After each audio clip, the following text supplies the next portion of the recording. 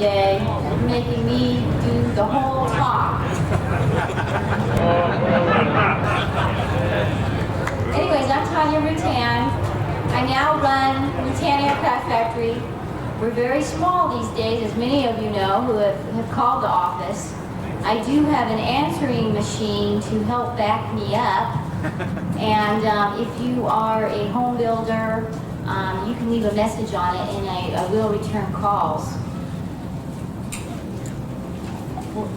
We are, it's me. Me is open 1 day a week, but I'm in and out all week. When I originally took the job as a volunteer position, well, let me start. First of all, we haven't sold, RAF hasn't sold plans for over 10 years. 13. And, but Burt always said, as long as there's money in the bank, in the RAF bank account, we will at least leave the door open and a phone available for the home builders, because he didn't want to leave anybody hanging. We also continue the Canard pusher, the newsletter that RAF put out for over the years. But it's getting very small these days. They have me into a space about as big as a closet with my computer and all my mail order goodies and my phone. And so it's, I am in and out all week. Burt originally told me, oh, it only takes 4 hours a week, no problem. But I'm there a lot more.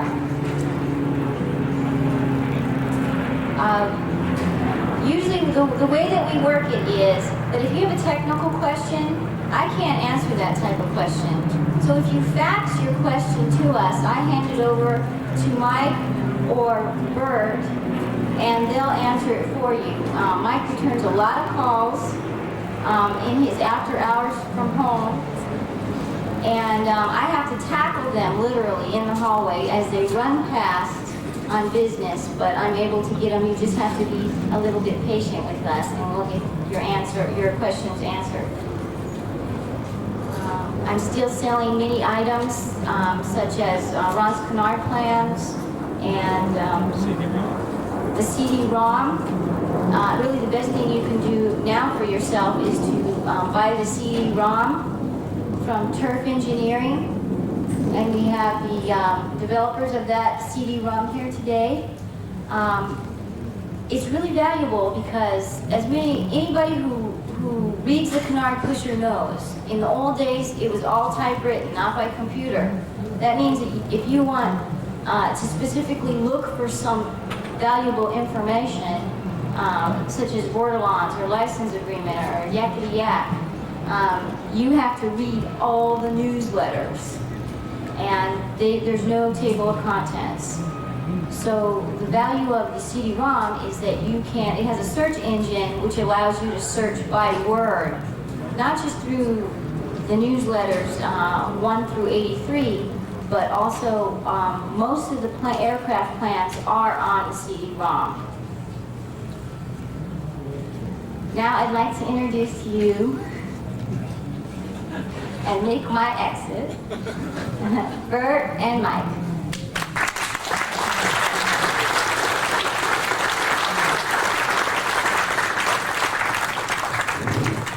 Boy, she's really great. We should have left it to her. She's much better looking, too.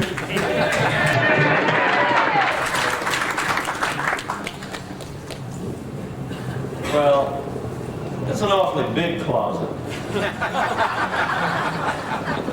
Those of you that have visited RAF after 1977, when we put up the building at Mojave Airport,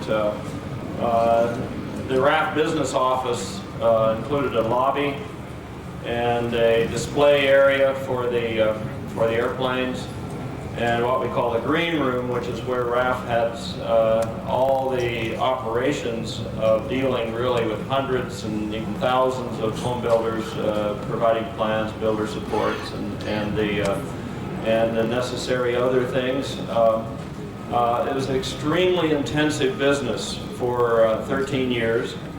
And we decided we had to take one path of a Y that was stretching both Mike and I very thin in both directions. And so we did decide to not develop new home builds and to not sell plans after 1985. At that time, I had a hunch that I'd be able to keep the RAF office open beyond 1985 for a couple of years. And you know, enough time for those who were finishing up their airplanes or just starting their airplanes to get done and flying.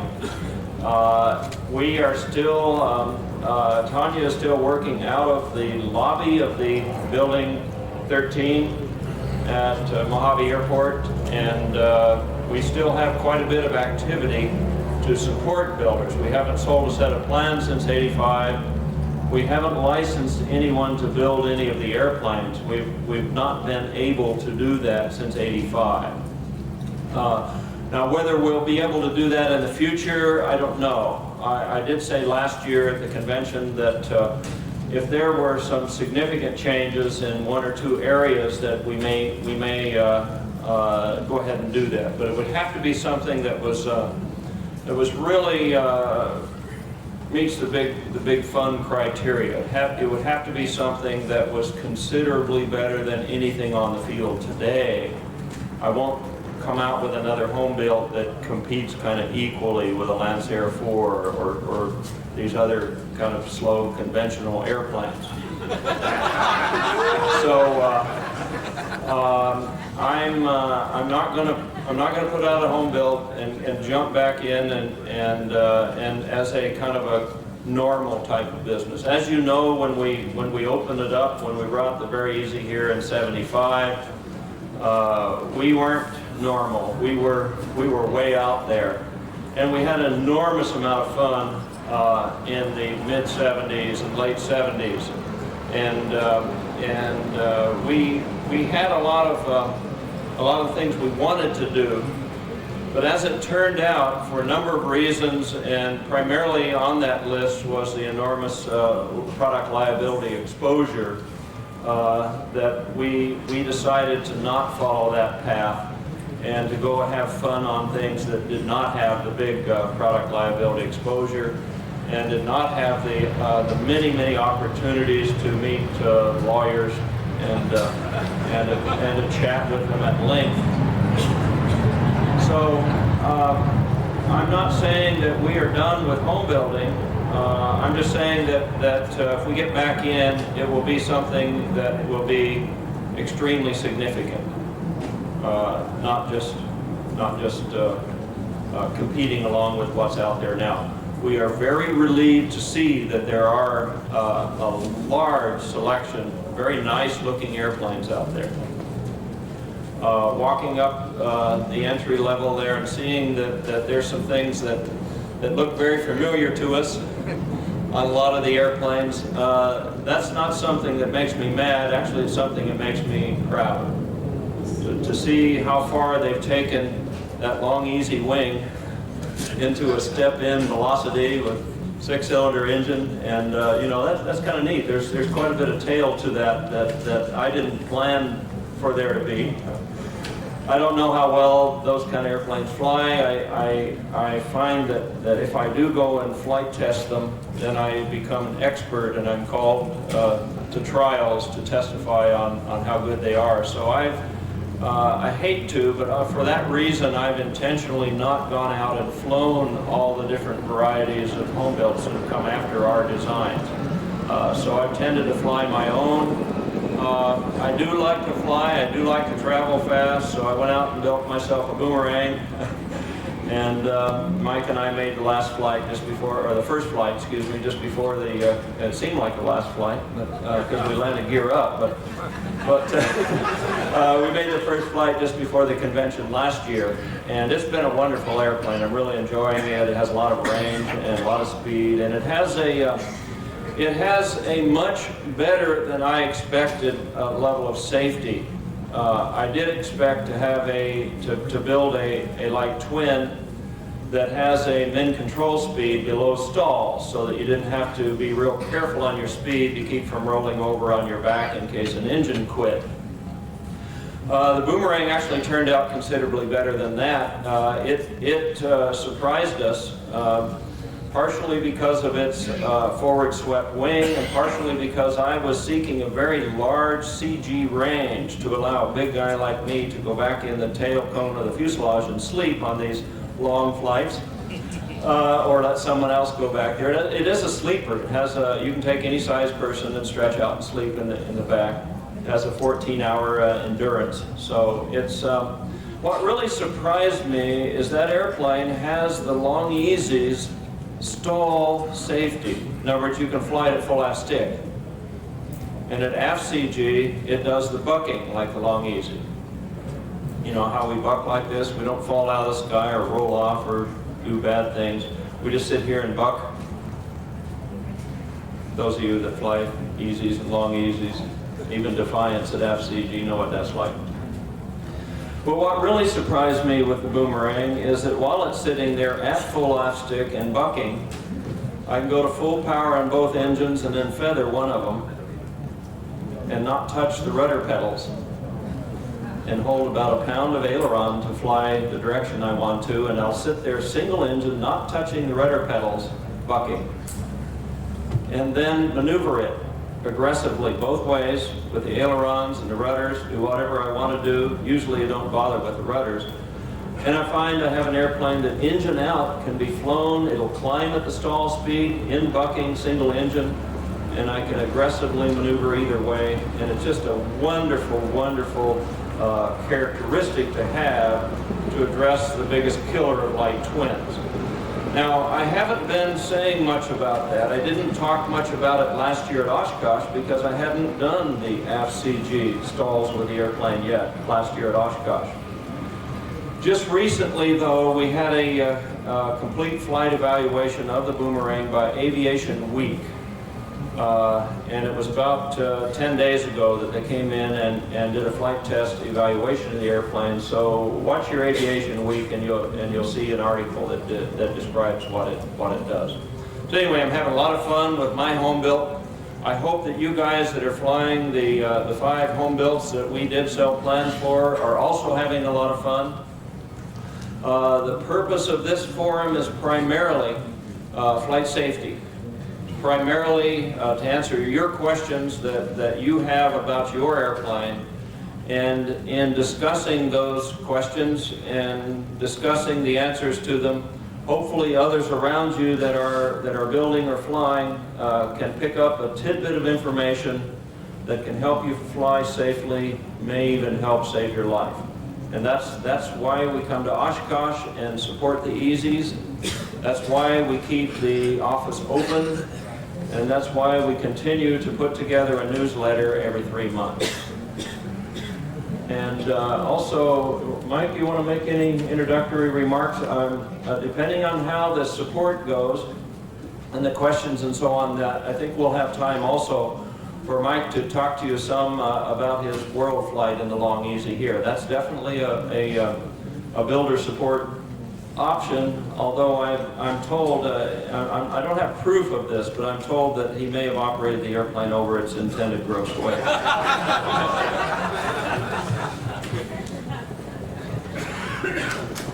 Yeah, unfortunately we had to go a little over the gross weight. My airplane weighs 957 pounds empty with the bigger engine in it, and I was carrying 900 pounds of fuel, so I had to get in it too, so the thing did go up the gross weight. But it did incredibly well. You know, it's a very strong airplane, and I wasn't worried about it in the air. I was very worried about it on the ground. When I had it full of fuel, taxiing the airplane was a terrifying experience. I really worried about that landing gear. The gear spraddled out so far that the brakes was grinding and squeaking and bumping into the strut and making awful noises as I taxied along. And every one of the heavyweight takeoffs was a thing that I had to sit there and talk to myself quite a bit to psych myself up to make the takeoff. The takeoff roll was the scariest part of the whole trip at the heavy weights.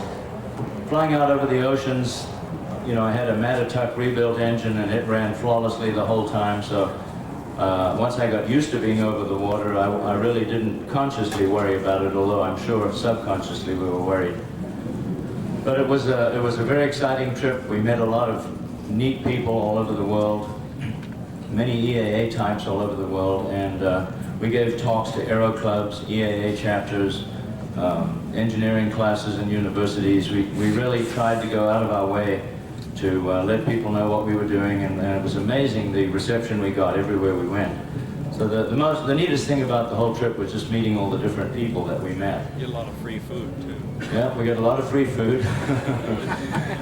People put us up, people helped us buy fuel, people helped us pay our hotel bills. It was just incredible, the generosity of the people we ran into all over the world. And we saw some truly amazing things, you know. I mean, Easter Island with all the big stone statues on it, the Galapagos with all the very tame animals, the wild animals that live there are totally unafraid of people. There's no predators on the island, there's never has been. So wild birds, wild seals, sharks, anything you can think of that lives there will let you come right up to them and touch them. They're not even afraid of you. And that's just something you've never seen before in your life. To walk up to an albatross, you know, an albatross that's as big as a turkey sitting on the ground. You walk right up to him and just chuckle him under the chin. He doesn't even turn around to see who you are. I mean, it's something like you've never experienced in your life. And Dick and I spent 3 days there, and we just could not get used to this. It was the damnedest thing. And the first time we jumped in the ocean in the deep water and looked down and saw that we were swimming with more than a dozen huge sharks, we both immediately were walking on water on our frog flippers trying to get back into the boat. But the guide told us it wasn't a problem. No one had ever been eaten there. There was a visitor to the island, so so we felt a little better. But it was neat. He went down. They were a little deeper than we were. He went down there and swam with them and hung onto their tails. And, it was just a shocking thing to see. And the neatest thing in Galapagos were the seals. When you have a seal doing rolls, as he goes along, he's always rolling. I don't know why. I think he's just showing off. But they have a very high rate of roll as they progress, and then they'll do loops around you while they're rolling. And they'll come right up to within a foot of your goggles and blow bubbles in your face. And it's just, you know, these are wild animals. It's quite an amazing place.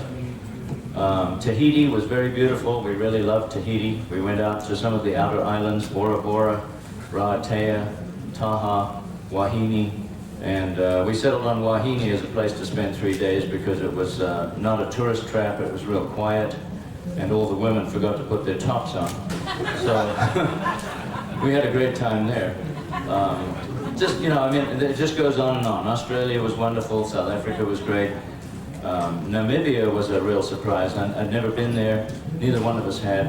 And it is, we thought the Mojave Desert was a desert. Let me tell you, the Mojave looks like a rainforest next to Namibia. Namibia is 400-foot-high sand dunes without a single blade of grass or bush for hundreds of miles in all directions. And we flew for 2.5 hours and saw nothing but sand dunes, red-colored sand dunes. That was just a staggering thing to see. And in the sunlight, it was a beautiful, beautiful sight. West Africa was neat. We'd never been there. Ivory Coast. Everyone there speaks French, so we were pretty well screwed there. We couldn't speak French. But we found a guy who could speak English, and he just hung on to us, and we went around with him everywhere. So we had fun there. Very, very good food. It's a French vacation resort area, and the food was fabulous there. Really enjoyed it. And we went in 3 different places in Brazil. We met Long Easy builders in Brazil. Gave a talk there. One of them, incredibly, had flown his Long Easy from Recife to Dakar, Senegal, and he was very, very helpful as far as getting us safely across the Atlantic Ocean. The Atlantic was the first time I'd ever flown across an ocean, and I was very, very nervous. We made the flight at night. There was a lot of weather, and we were launched by the ATC out of Recife straight into a storm, and we were inside the storm for what's at least an hour. It seemed like a year. And eventually we broke out of the other side, and then we had reasonable weather for most of the way. But we never saw it. We saw one ship on the entire 33,000 nautical mile trip. We were able to contact 2 airliners on that whole trip. And we'd been told that all you have to do is monitor 121.5 and call in the blind, and you can get airliners to do your position reporting for you. And let me tell you, That is not true. We flew all the way around the world, and only twice were we in contact with any airliners, and we tried hundreds of times. So it doesn't work as well as people told us it would work. We did all our position reporting with a satellite communication system that was a text. You know, we had a little laptop on the lap, and we'd write out a position report, and we'd fire it to an Inmarsat satellite. It would go down into the telephone system of the country that we were talking to and go to somebody's email or their fax or their telex machine. So that was state-of-the-art stuff. That together with the GPS, we had 3 GPSs on each airplane, which enabled us to eliminate any problems with navigation. Navigation's always been the big bugaboo when you're crossing oceans. You know, in Amelia Earhart's days, I mean, that was just a compass deal. You had to watch the waves and try to figure out which way the wind was going to drift you. We had none of those problems. We never even considered navigation as a problem. We just clicked on the place we were and the place we were going to. It drew a line across the moving map, and we flew down the line. So when we got to the end of the line, there was our destination. We just rolled up and it was under the wing. We didn't even have to look out the window to try to find our way to that spot. GPS is a staggering thing. And 8 years ago, we could not have made this trip. We're living at the right time in history to be able to benefit from these technologies, and it's only going to get better. It was a great trip. I don't think a trip could be done, possibly couldn't be done in any other kind of an airplane with the long legs we made. You know, flying over all of these southern oceans, you need at least a 4,000-mile range in the airplane, about a 24-hour, 25-hour endurance capability, or you cannot make the legs we made. And I don't know any other airplane that can carry its own weight in fuel except the Voyager. If anyone has any questions on that, or if you have questions on the home building side of which is what this is about, I'd be happy to try to answer them. If I can't, I know Burt can. Yeah, Mike, I got it long easy and roll out about between 20 and 40 knots. I got a skivvy on left wheel, on brake. I get below 20 and stop. Above, is it the disc down the line or what? That's what's called gear walk. Okay, but If you look at it from the outside, the wheel goes back and forth like this. I can't see it. And it's at the natural frequency of the main landing gear in fore-aft bending. Okay?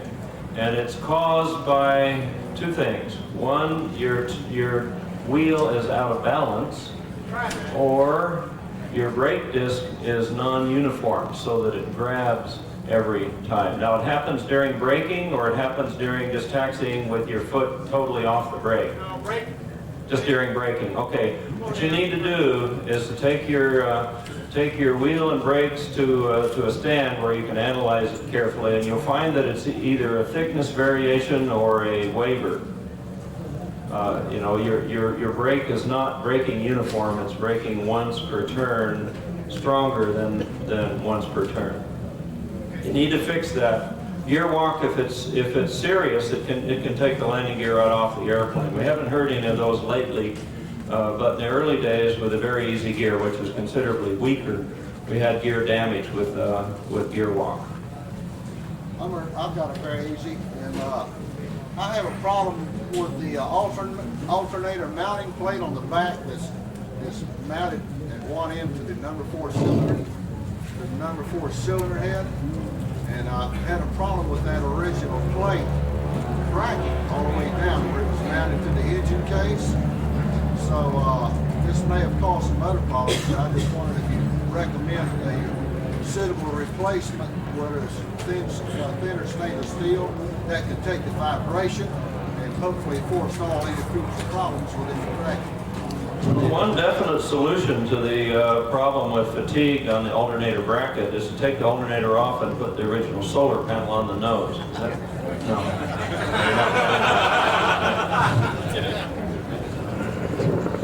Do you have another? Yeah, we have heard of that before, alternator plates cracking, and the problem is it's the same thing with the landing gear. It's probably vibrating at its natural frequency and cracking. Changing thickness on it, changing material may or may not help. Sometimes it gets worse, sometimes it gets better. I think I would just go to a heavier plate to start with, or a thinner steel plate, and then try that. But I've had that plate, on my very big one, I had that plate crack every week, it seemed like. But it's never happened on my long easy, and it's the same engine. Did you use aluminum for your plate? I had aluminum on mine, yeah. What about a thinner stainless steel? Would that Thinner stainless, I'm sure, would help a lot. and absorb the vibration, maybe Sure. not cause Yeah, the stainless is not nearly as prone to cracking, and it has a much different natural frequency. Put a lateral bracket, definitely. Yeah, is there any way you can put a bracket to it, a lateral bracket that'll stop it vibrating? You know, maybe try to cancel out the vibration? I don't know if you'll be able to stop that vibration because just the natural running of the engine. Yeah.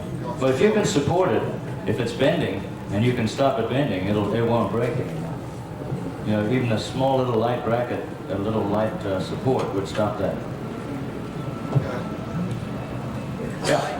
Mike, did you use GLONASS besides GPS on your trip? And if so, what was your experience? Okay, I didn't get the very first part, something about GPS. Yeah, GLONASS, did you use GLONASS? The question is, do you use GLONASS as well as GPS? I'm an expert on that because for the last several months I've been working the Air Force Scientific Advisory Board Global Air Navigation Study. So the question was, did he use GLONASS as well as GPS? The GLONASS is a Russian system which is more accurate than the US system. But the GLONASS system has 4 or 5 of their birds are sick right now. And it's very, very doubtful that the GLONASS system, even though it is more accurate than the GPS system, it's very doubtful that it's going to be maintained in the future because of the economic health of the Russian government to keep GLONASS up. Now, President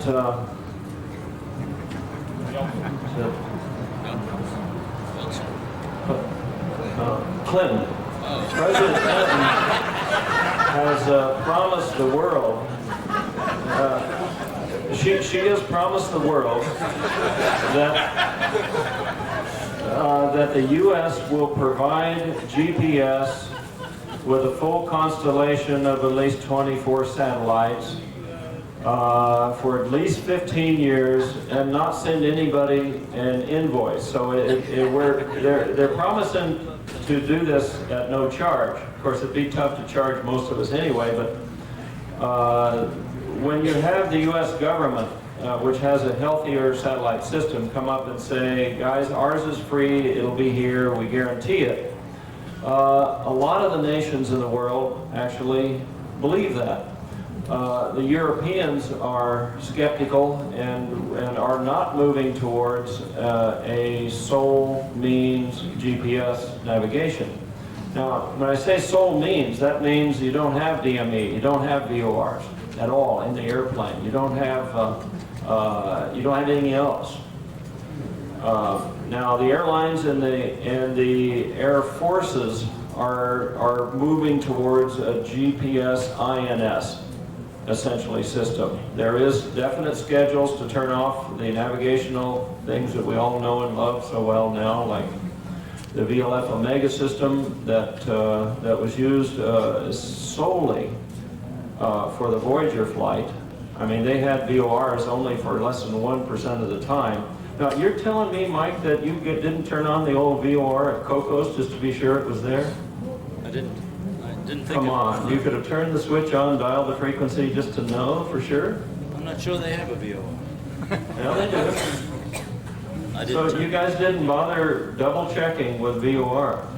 So here, this guy trusted his life, and that's my brother's life, to sole means GPS in flying completely around the world. There's a message there. There's another message, though. There is such a thing called nav war. And that means that in a war, what we may do locally or even globally to help us win a war, and what we may do with the GPS signal, okay? And those possibilities are the reasons that you don't see Europe looking at the GPS as a sole means system.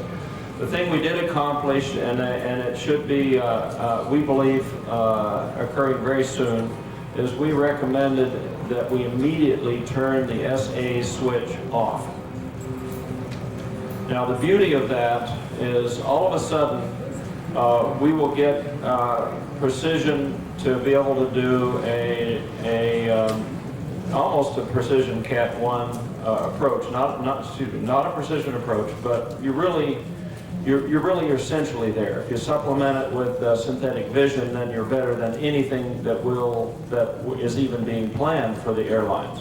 And that's what we're trying to get to happen, is to have some ability to see through the clouds, and then to get us with just the precision that we'll get without going to the loss system.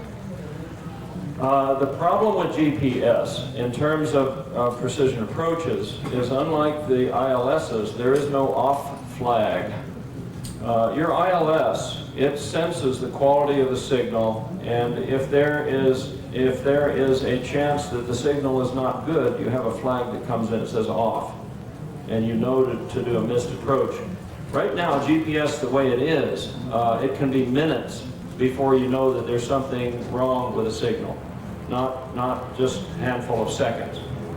So the first step that we're going to be taking is to augment it with the wide area augmentation system, which includes putting up a couple of geosynchronous satellites that work in conjunction with the GPS satellites, and they talk to the airplanes such that it can give you information to tell you to turn on an off flag, essentially, or turn off a flag for you.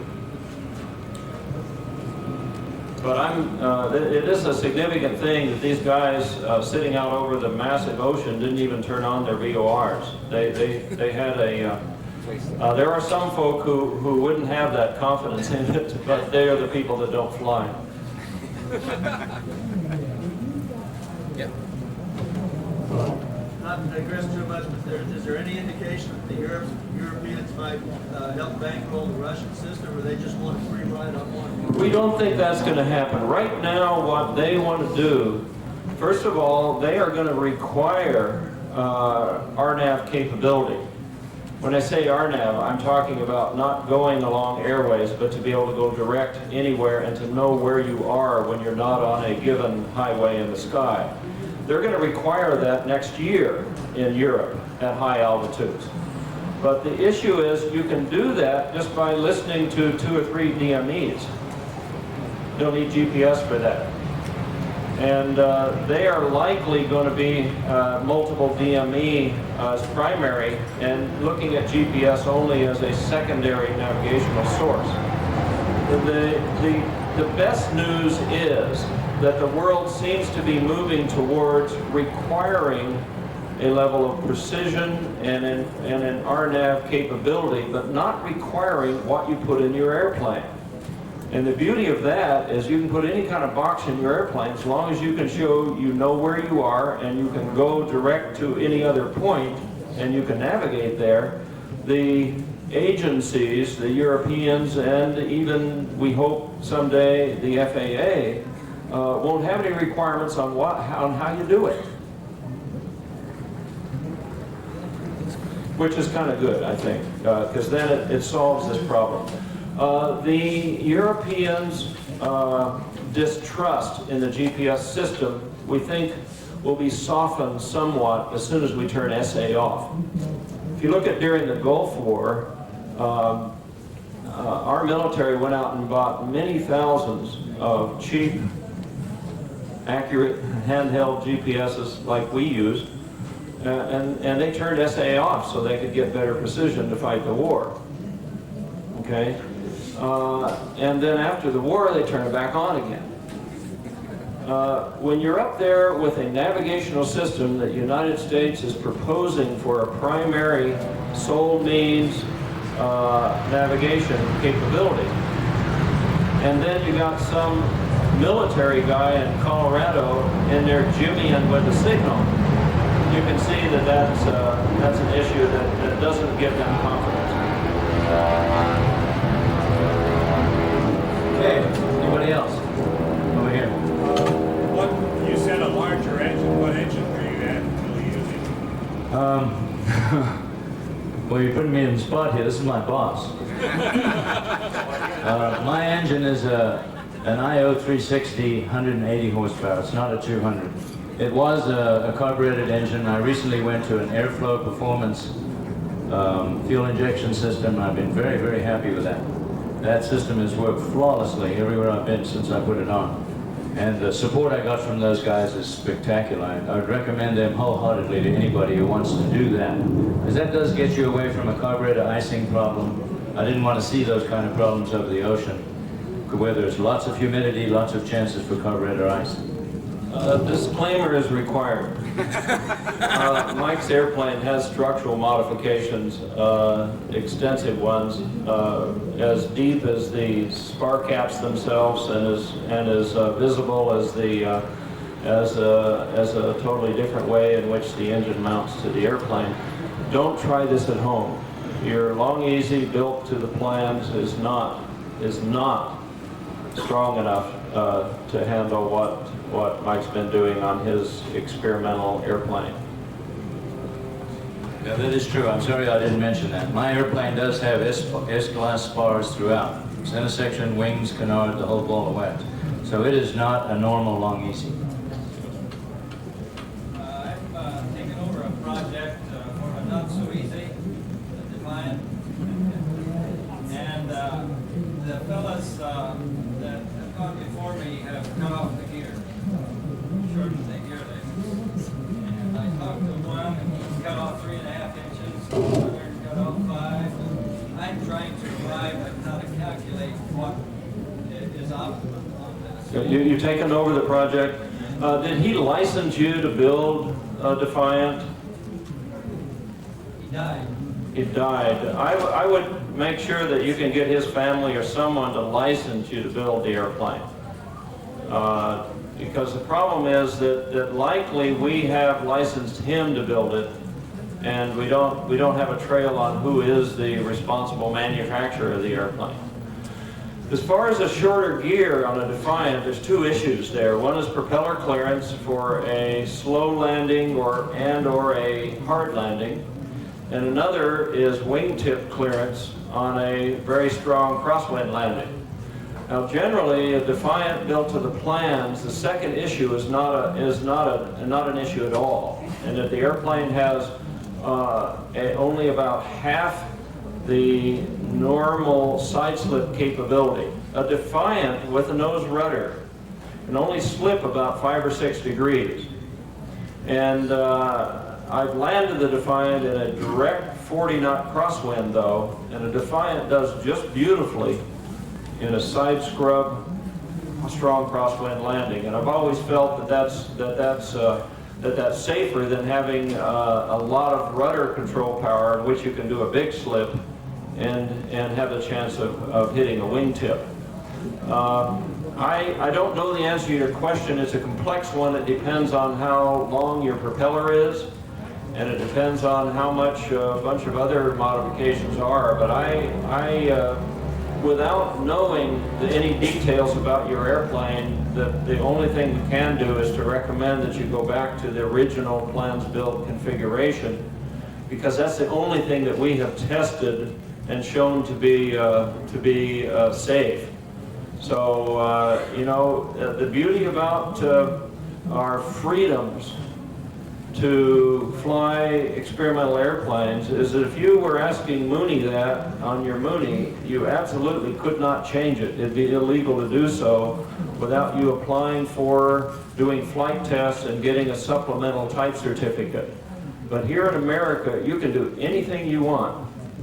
But my suggestion to you is go ahead, do what you like to do, but be sure to do adequate testing, and don't put other people's lives at risk while you do it. Wear a parachute, you're a test pilot, carefully expand your envelope and get as much advice as you can, but you have full authority as an experimental home builder who's manufactured the airplane himself to do anything you want. I can encourage you only to stick to the plans because I knew that worked. But frankly, I didn't stick to the plans when I built the first Defiant, and you have those same freedoms to do whatever you want. Now, of course, if you put a jet engine in, you have a lot of prop clearance. Another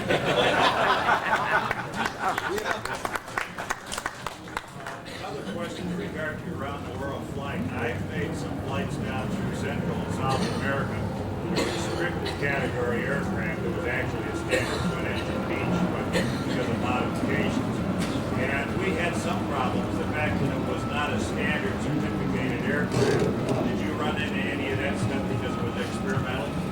Okay, he has flown in South America in a non-standard category airplane, a restricted category airplane, and he ran into some problems with the local ATC guys. We took care of that. Immigration and immigration, customs, that sort of thing. Yeah.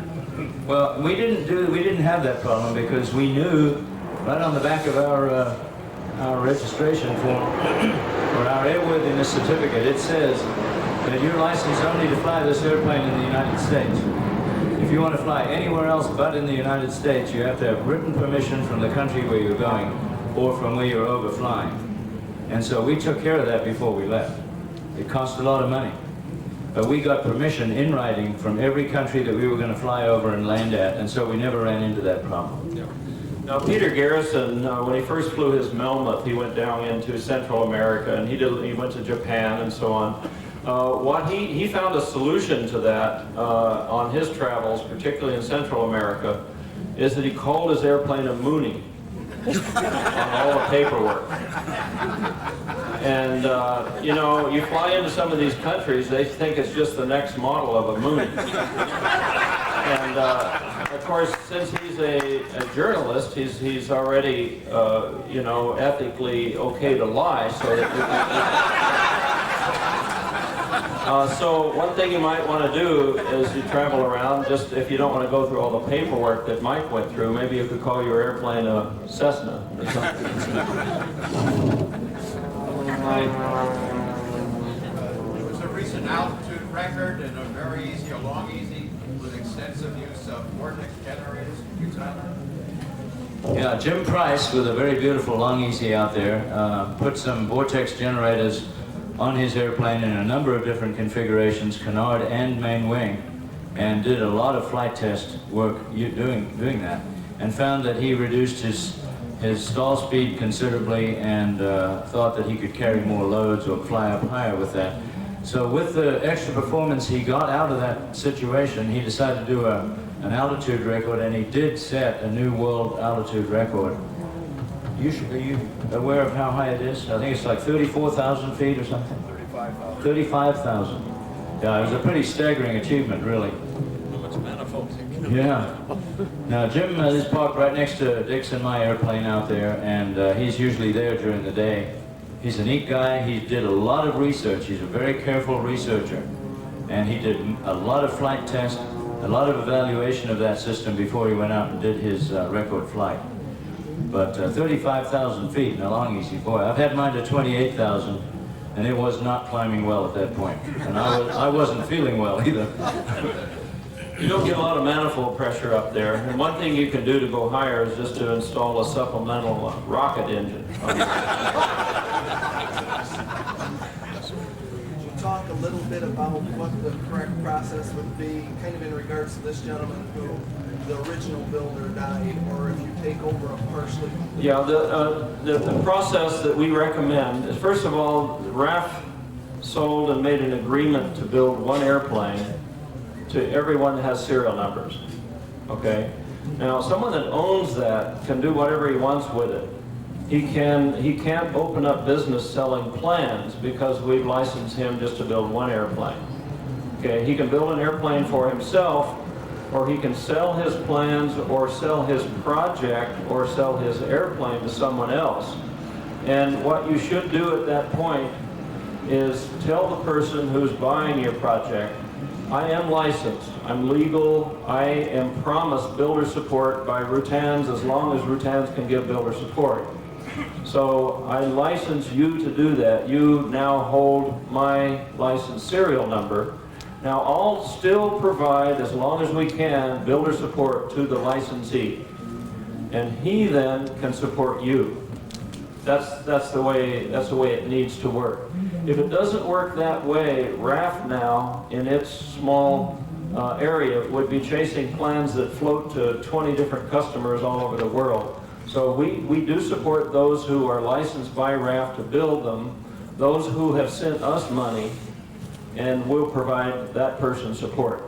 So I'm not saying you can't sell your project, but I'm saying when you do, license that person and promise him that you will support him, just like RAF has promised you that we will support you. Okay, now, we break that rule in terms of the newsletter. The newsletter, we encourage people to Xerox it and send it all over the place as a newsletter. We also encourage people to buy the newsletter altogether in the CD-ROM, where you can do data searches. We're not trying to hold back information, but what we are trying to hold back is proliferation of airplanes by the Xerox machine and airplanes that don't get safety support. Those airplanes are known to be much more dangerous to fly if they're not supported and don't get the information from everyone else that flies through the clearinghouse for that, which is Rutan Aircraft Factory still today. So don't buy an airplane from someone unless you get a license from him and a promise from him that he will provide you builder support. And if he's out of the loop and sells you everything, the license, all that. Well, you know, at some point, guys, we really need to cut this off. There's a lot of new airplanes out there, and we have not sold a set of plans since June of 1985. I really didn't think we'd still have builders at this point. I knew we'd have operators and flyers, but we did not expect to be supporting builders at this point. We didn't intend that there would be very easy builders after 1980 when we switched over to the Long Easy. We discouraged that. The Long Easy was a safer, more stable airplane. We haven't, you know, the very easy is actually 17 years ago when that program was D2. I had someone come up to me just recently, wanted to get a new start on a very big one. There's no reason to do that now. We cannot support that.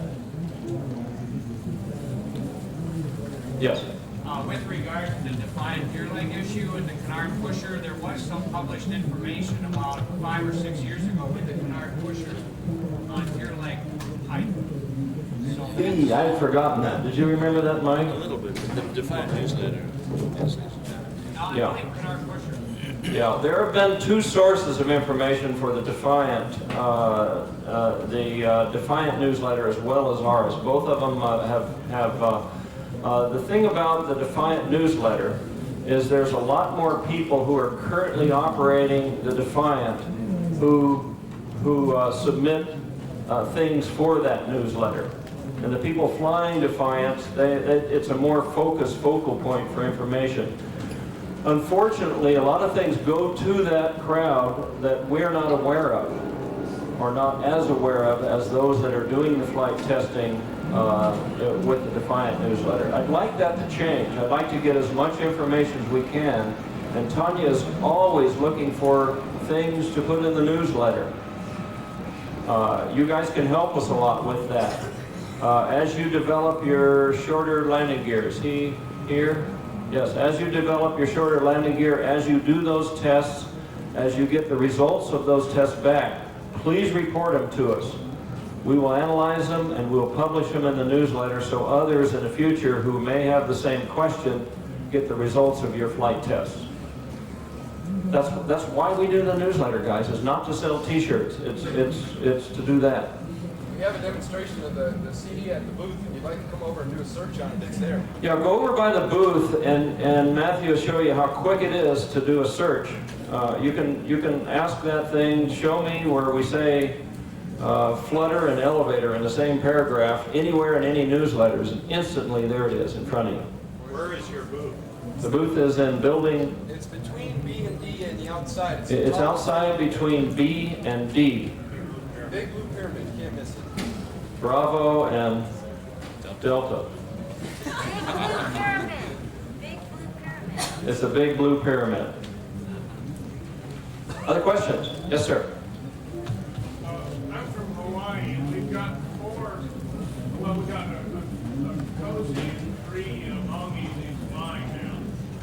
Mine should be in the air within 1 or 2. But it's one of the not recognized Long Easies. I've never asked for builder support, and I don't really need builder support.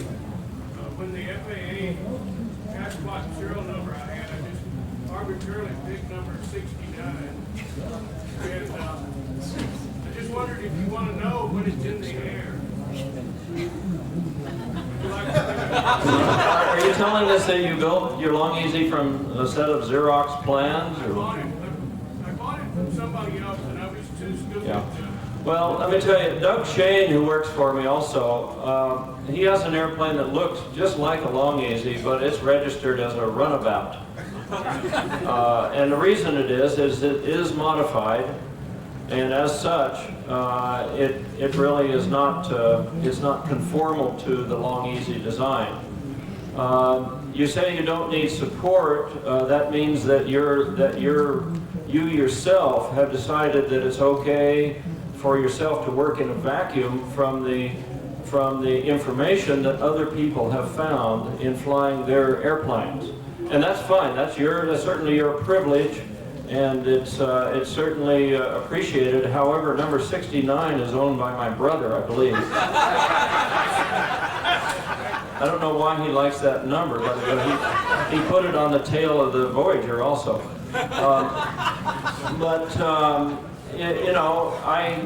If you don't want us to help, that's fine. You have that privilege, certainly. But again, like Doug Shane, he registered. It's called a Shane runabout. So the answer to your question is I can't find Doug's Long Easy on the FAA registry. And in general, the FAA doesn't keep registry like they do on conformal airplanes. We have found that we've checked the registry at various times while we were in this business and got the full registry list that FAA says there are in terms of very easy, for example. And then we come to Oshkosh and we find a bunch of airplanes who are not on it, okay? And we also find a whole bunch of airplanes that are registered very easies that for some reason people like to register them when they get the set of plans. I guess they want to pay taxes, property taxes, while they're building their airplane. I don't register an airplane until it's ready to fly, because in Kern County they call me an airplane owner and ask me for thousands of dollars because I've got a registered airplane. So a lot of people register their airplanes before they're built, and a lot of those never get built. So there is not a list that catalogs these. There is a wonderful list, or used to be, of the airplanes that show up at Oshkosh. My mom used to walk the field, walk the campground, and pick out every airplane and list it. She's over here, Mom. She drives a scooter now. And that scooter doesn't get through the mud as well as her younger legs used to get through the mud. So she's not doing that anymore, and hasn't in the last several years. But we have those records, but again, that's just what shows up at Oshkosh. We have a bunch of different databases, and none of them agree, and we don't know who owns it. That's why we put out safety bulletins and Sport Aviation as well, and that's why we always encourage everyone to keep a full list of newsletters and to read every one and to take care of the ADs. You, sir, if you miss something that starts killing the rest of us, you will miss it and it might kill you. And I strongly recommend that you read every newsletter and follow every mandatory modification that we recommend. I cannot force you to do that. I'm not the FAA. I can just tell you, ethically, I have to ask you to do that. I have the newsletter back about 4 years, and I have CSA back about 8 years or 7. What type of airplane? It's called a Buzz Rutan. But I mean, is it based on the Long Easy or the Very Easy? It looks a lot like a Long Easy. If it looks a lot like a Long Easy, it's in your interest to have in your possession and to read and refer and to follow mandatory changes on every newsletter that came out since 1980. And again, I'm not mad at you. I just feel better having told you that you should do that. Yeah, right here. What is your estimate of the number of users and long-users? Our estimate of the number of long easies, very easies, and Defiants worldwide is right around 2,000. Now that is not the number that are probably airworthy today. That's the number that have flown. There's a lot of them who've gone out and flown a little bit, and they say, wait a minute, that Lancer 4 is a lot faster, and they parted out their airplane, and that one still, we have records that it flew, but we don't know when a guy stops flying his airplane. Selling your airplane is a hazardous thing to do, people. I have seen 2 people lose their homes because they spend a lot of time talking to lawyers that charge hundreds of dollars an hour. It's better to, if you're going to move on to a different airplane, disassemble it as much as you can and sell it for parts. But I would not sell anyone an airworthy home-built airplane that doesn't have a type certificate. I would absolutely not do that. I think that's a more dangerous thing to do, product liability, than me selling thousands of sets of plans. And That's how many registered flight share listing, number of people working on this. yeah, if you count the number of plans, you're talking probably out around what, Sally, 8,000, 9,000, something like that. And I have a feeling that of these 3,700, a lot of these are airplanes that have never flown. Doesn't matter. There's a lot of them out here on the field, and they look great. We're very proud of them. Yeah, I am too. I'm very proud of it, especially the Long Easy. You know, I built the first one and developed mine into what it is, and I think it's the greatest damned airplane that was ever designed. But that's just my opinion.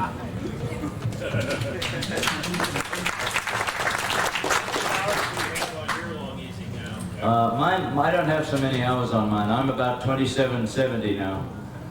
Dick is 3,400, so but he uses his a lot. He uses it for his business, commuting around. So he passed me up. But his is a little more ratty looking than mine too. Yeah. The air scoops on my engine cowling. That was something I did just prior to flying around the world. I knew that on a hot day, taking off with a lot of power, and which I'd need to do in the tropics, that I got high cylinder head temperatures and high oil temperatures. So I made an attempt, just an eyeball. I'm not an engineer, so I just eyeballed what I thought would work. Loosely based on what Dave Ronneberg had done on the Bearcoot. I've been lucky enough to fly a couple of Bearcoots, and the cooling on them seemed to be a lot better than on mine. So based on that, I designed a plug. I built a plug and made 2 female tools, top and bottom cowling tools. And I bagged carbon parts into those tools. And I saved 14 pounds of weight on my cowling. And I have a far better cooling system now than I had before. It's not as simple as it looks. That little inlet on the bottom, that one on each side, is not just an open inlet. It is a duct that leads to the cylinders, and I turn the air and blow it right on the cylinders. And after Dick saw the results of my flight testing on that, he scrambled and built himself a cowling just like that. So he and I had the same cowlings when we went around the world. And his airplane used to be, when he and I went to Alaska a few years ago, we flew in formation all the way, and I was at least 15 knots faster than he was then. Now I'm only 2 or 3 knots faster. So the cowling made a big difference. He also changed his wheel pans to a much better wheel pan. He went to a Klaus wheel pan, and he picked up quite a bit there. But his and my airplane are very close in performance now, which is a requirement if you're going to fly together on such a long trip. But I'm very, very happy with my cooling system, and I have offered to Michael and Larry the plug that I made, and hopefully they would pull a nice female top and bottom tool, and then I'll provide them with drawings and photographs of what I did inside the cowling to cool. And then anyone should be able to buy that. Did you have much problem with thunderstorms on your Thunderstorms weren't as big a problem as I thought they would be. The question was, do we have problems with thunderstorms? I picked the time of the year to be the fall in the southern hemisphere, which is the quietest time of the year anywhere. And we got very lucky on that, and we did not really run into any significant thunderstorms. We ran into a lot of rain, a lot of heavy rain, a lot of moderate rain, but we never actually ran into anything where there was lightning, where there was strong convective activity, and we never saw any hail or anything like that. Now, flying 4 times through the intertropical convergence zone, all I can say is that we got very, very lucky, because that area, regardless of the time of the year, has very ferocious thunderstorms. So having Harry Maybeck to give us direct left-right headings based on what he saw on the radar, real time through the SATCOM, was what saved us on that. You flew how many hours? 232. 232. And out of the 232, how many of those hours total were in cloud, or you're flying in cloud? I need my logbook to look that up. It's not a very high percentage though. We were in the cloud, I don't know, I would guess maybe 50 hours total of the 232. But whenever we were in cloud, it was raining. We never did fly in clouds, even a little cloud the size of this tent, where it wasn't pouring with rain. I've never seen clouds that wet. You know, I'd deliberately go over and bust through a little cloud just as big as my plane, and it would pour rain all over me. It's the damnedest thing I ever saw. And I guess it's because there's so much moisture down there, and it's so warm in the tropics, that these clouds are very heavy with moisture. When you go in, it precipitates the moisture, and you get heavy rain. And it's, you know, and it rained on us just walking around. In the Galapagos, it never stopped raining. It rained on us every minute that we were there. And it rained on us in Guayaquil, Ecuador. It rained on us in Easter Island for 3 days. It never stopped raining. It rained a lot. Everywhere we went, it was raining, it seemed like. But it was warm, and we had lots of changes of clothes.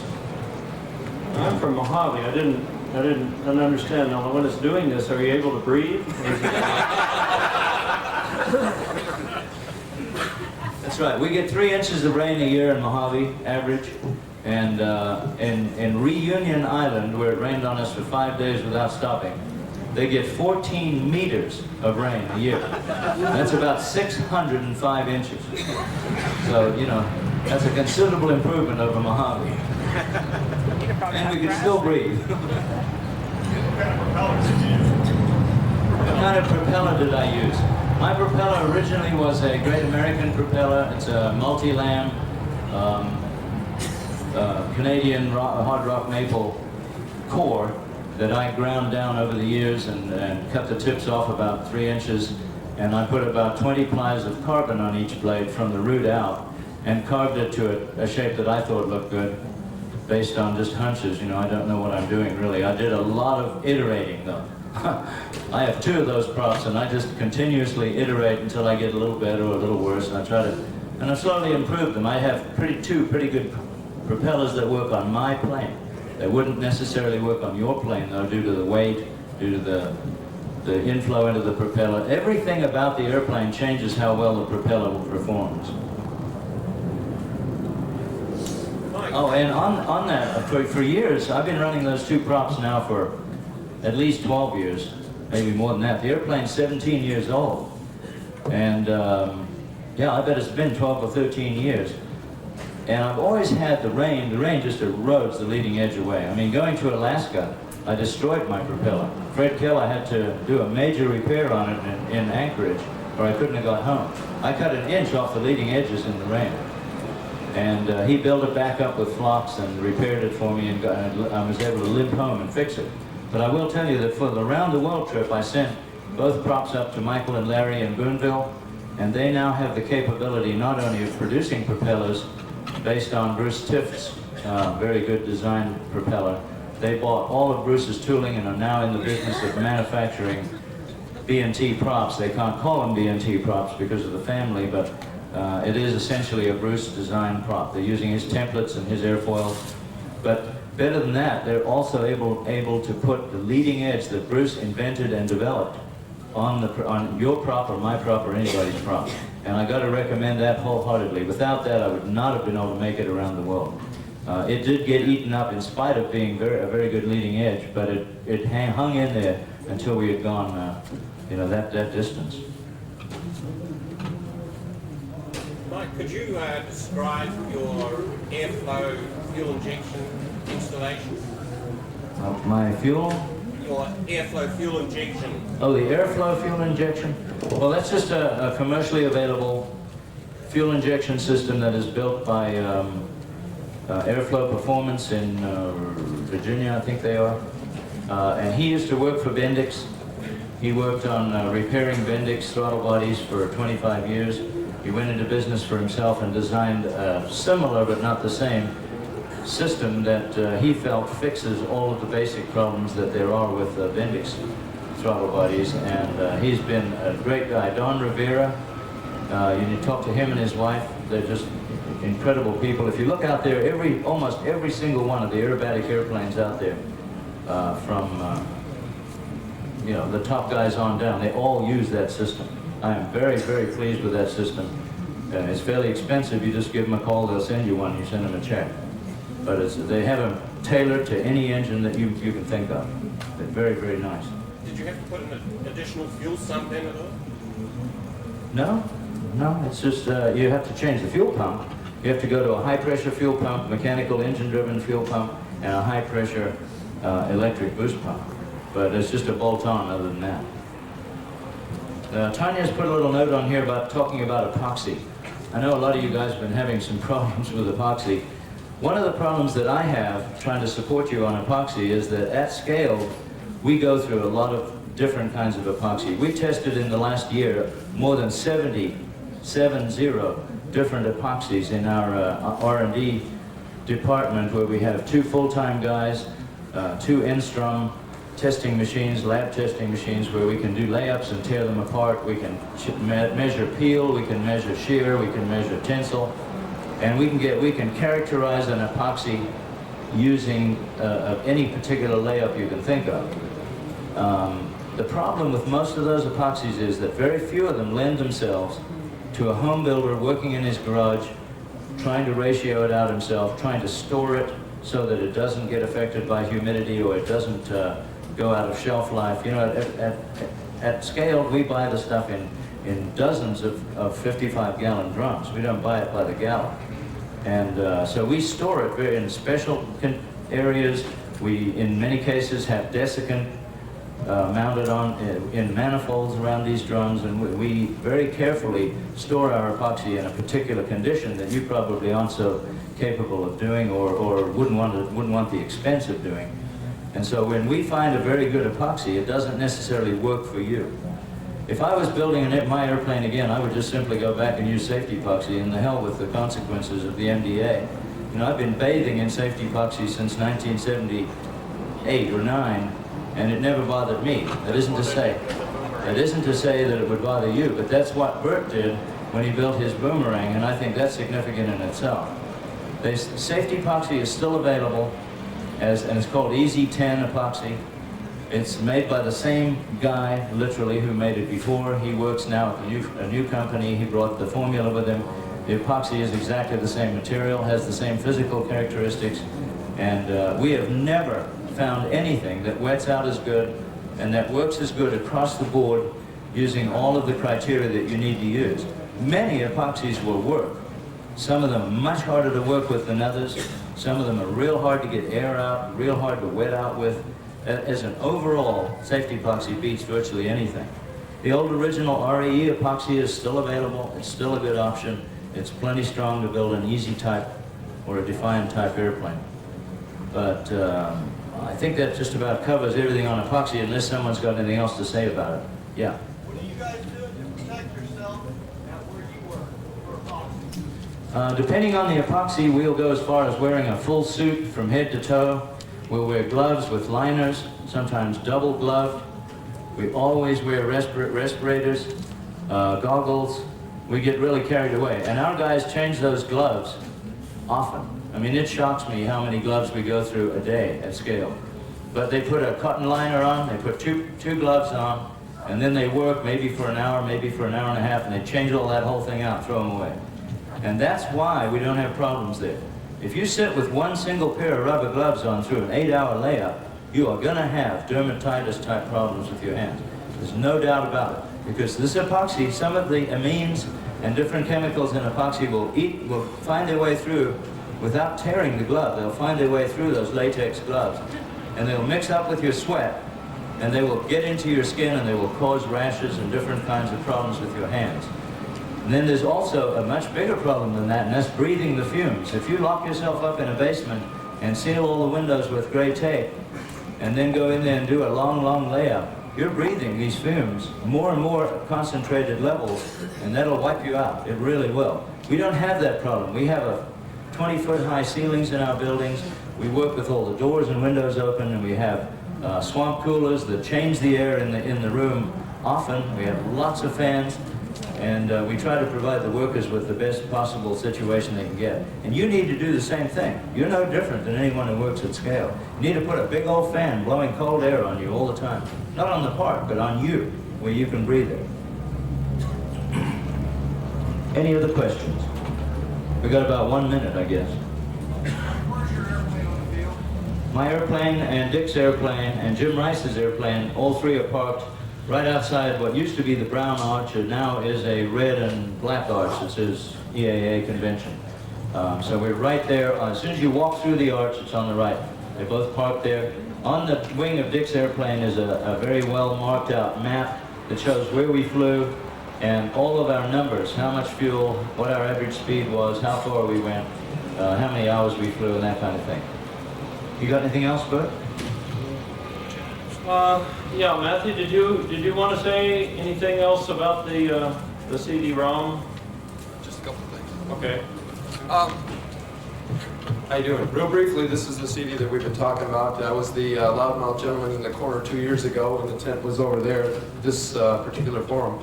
As they mentioned, this stuff is all in here through Oshkosh last year, number 83, Canard Pusher, and then all of the documentation for all the plans, except for the large prints. We're not getting into selling, like you said, new sets of planes. There's a lot of issues when you print out larger documents, you don't have the right equipment, getting the scaling right, and you end up with profiles that are all wrong. So this is what you have. We've got it over between the hangars D and B, 3 rows inside the main gate. It's a big blue pyramid, you can't miss it. The Defiant newsletters, and this is, again, totally different from what Burt's working on, totally separate from that. We've negotiated the Defiant newsletters, and we've also negotiated a set of newsletters out of Britain that they've written up. We're in negotiations with folks from Central States. There's a little bit of a stall-ish in the negotiations. There's some question in their mind whether or not it's worth doing. I encourage you, if you think the Central States stuff in the same searchable format is worth your time, drop them a note, tell them you're interested, and it's a simple premium, we just pay more royalty. I encourage you to stop by. We've got a demonstration of it set up. You can play with it as long as you like.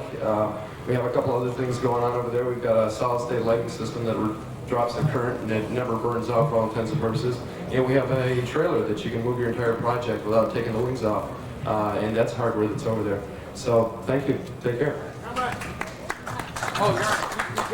How much, Matthew?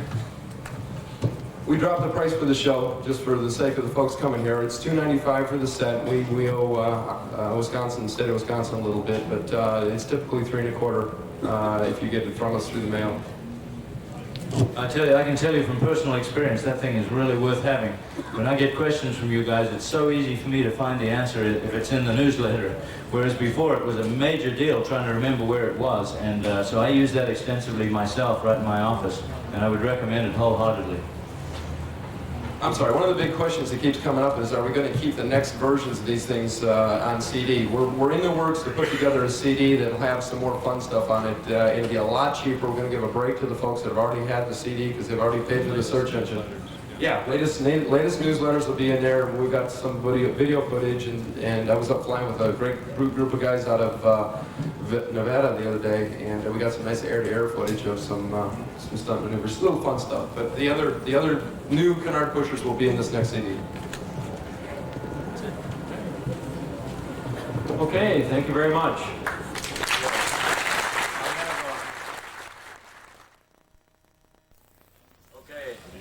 I'm up here as a substitute.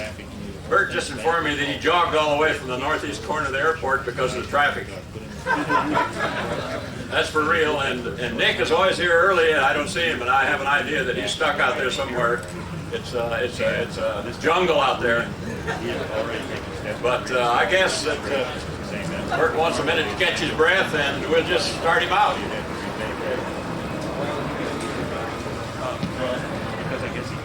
Morning.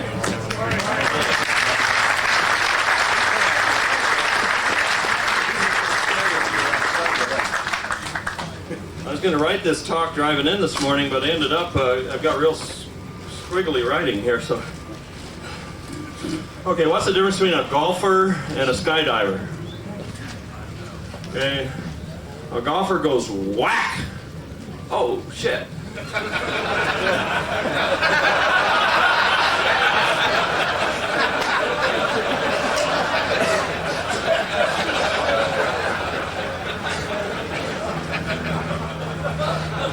I needed that to get you started because I'm not in very good shape this morning. I ended up, I never seen traffic like this coming. I've been here at Oshkosh since '71, but there's a real gaggle of cars just like this out there. You guys probably slept on the field, I guess. We slept right here. I think what we need to do is, yeah, right here. I think what we need to do is what we've been suggesting for about 20 years, that this ought to be a 3-week show. They own all the land. Why have it in 5 days? It ought to be Warbirds the first week. It ought to be classics and antiques the second week, and home builds and ultralights the third week. And they'd use the grounds a lot better. It wouldn't have all this congestion problems. And I think the people of the local community would probably be improved by it instead of hurt. I don't know why they don't consider that. But also, if we had that, we could fly in the flyby pattern. And we could bring our airplanes down for the demonstration. Now, the easy overcast today is having to do 1,000, and it really rings a bell to you loud and clear. What we're going to talk about today is some interesting stuff. I'm going to have time for questions, but I don't want you thinking, hey, wait a minute, that won't work, or where can I buy that, or I don't have enough baud rate for that, or my display won't work that way. What I'm talking about here today is where I think we're going to go pretty quick. In fact, a lot quicker than you'd think. But we're not talking off-the-shelf stuff. Okay? I'm not going to talk about anything today, though, that I can't sit down and say, well, this technology here will make that happen. And that it's really low risk to go out and make that happen. It's not a big question mark, can we do it? Like in 1935, can we make an atomic bomb? That was a askable question. Everything in here that we're going to talk about is things that we know we can do. It's just a matter, do we want to do it?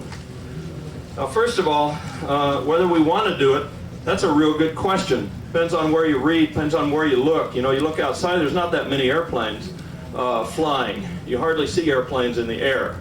I came all the way out here from California again. And we saw an airplane take off from the Denver airport. That's the only airplane we saw, except when we came in to land for lunch and when we got to Racine for the overcast fly-in. Period. I'm surprised there's so many people here in the tent and so many people driving in on the road, because I thought aviation had kind of been forgotten during this time period while we're waiting for that 1999 Cessna 172 to get back in production. Is that what we're doing?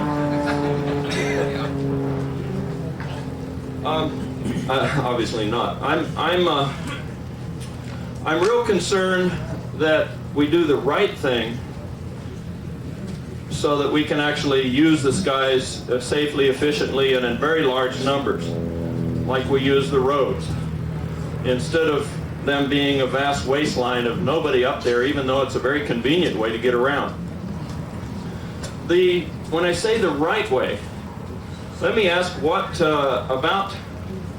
I guess it was 12 years ago or so, what was the right way to get a better navigation system into our general aviation airplanes? Well, it depends on who you ask. If you'd have asked a guy who was making avionics, who was making VORs and was charging twice as much for his little deal, he called it RNAV, and and had to run everything by FAA before he could even think about getting it out there. Or if you'd have asked FAA, what's the right way? Well, they would have told you that obviously, since we're paying so many millions of dollars to maintain all these VORs, and obviously since we've committed so much research to microwave landing system, that's the right way. Well, that seems like the normal way to develop systems of navigation for general aviation. But really the right way was something totally different. The right way was the home builder, who was also a pleasure boating guy, and he had a Loran in his boat, and he found out that it even worked when he was out there on the water and up a river, and it worked pretty accurate, and that he could make up a database and it could show where he could go, and it actually works unless he's up on an airway. So he lugged that thing, and I saw the early one back in those days. It was about the size of 2 briefcases. And he lugged it into his airplane and he strapped it down in the back seat. And he put that display up there and he got it working, and he started traveling around. And he realized, my God, this is a lot better than what we got in airplanes. When I've got low weather and I'm down running between the mountains, the thing actually works. I don't have to be going directly to a station to get logical readouts of what I'm doing. It actually works. And the right way was that the aviation manufacturers of avionics weren't the ones that jumped in there and developed these really neat things that we have with full databases and moving maps and so on. They were other people. You know, outfits like North Star. They didn't have anything to do with aviation before that. And they came up with the best units at first.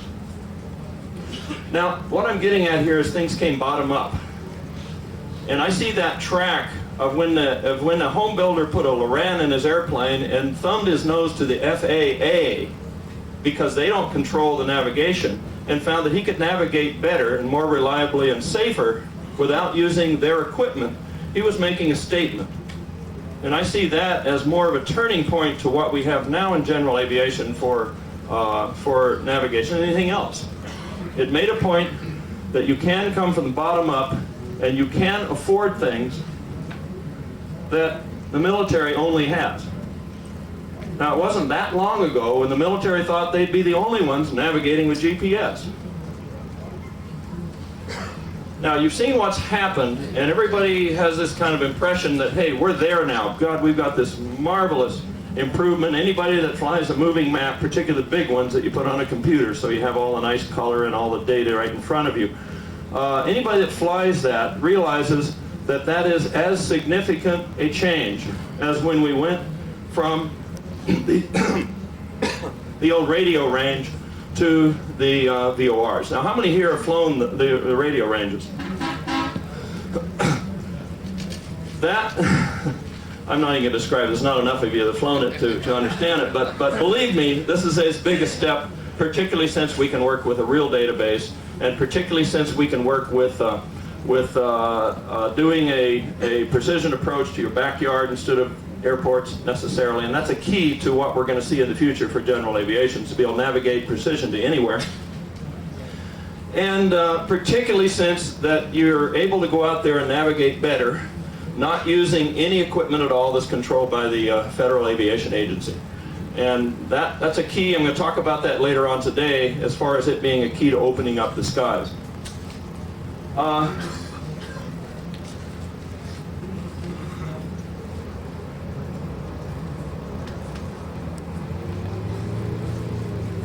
I want to tell you though, that's just it's just a tip of the iceberg.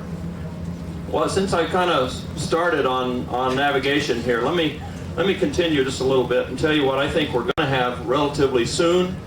It's stuff being worked on now, and it's stuff that is, in my mind, probably the most important single factor in making it safer to fly, and making it safer and easier to fly is the key thing that we need to be able to use the skies and go places when we want to, instead of, oh shoot, it's a lousy day and I haven't had my 6 approaches and I'll just drive. or take the airlines. And that is our ability. I kind of stumbled into this with a couple of these manufacturers because I was looking for a way to get rid of gyros. Now, the boomerang airplane that I'm developing, I'm making a statement on some of the equipment, on almost all of the equipment. And that is, we have all these round dials because each instrument was invented at a different time. And it just seems like that stayed in one instrument and got packaged better and more expensively and more reliably and whatever, but we still have all these individual pieces of information. That's totally wrong. Absolutely totally wrong that we have a panel down here with increasing numbers or high numbers of separate hieroglyphic type information. It's just wrong. It's not, it was needed when airplanes were first flown in the clouds. They had a little motor that sensed yaw rate and a spring that made a needle move. And I think it was Jimmy Doolittle that did the first approaches with a turn and bang.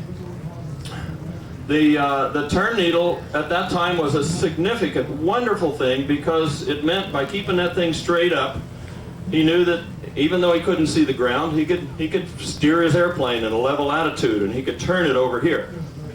And he could roll out and hold that attitude, hold that direction while the wet compass settled down, and he could figure out where he's going and then turn again.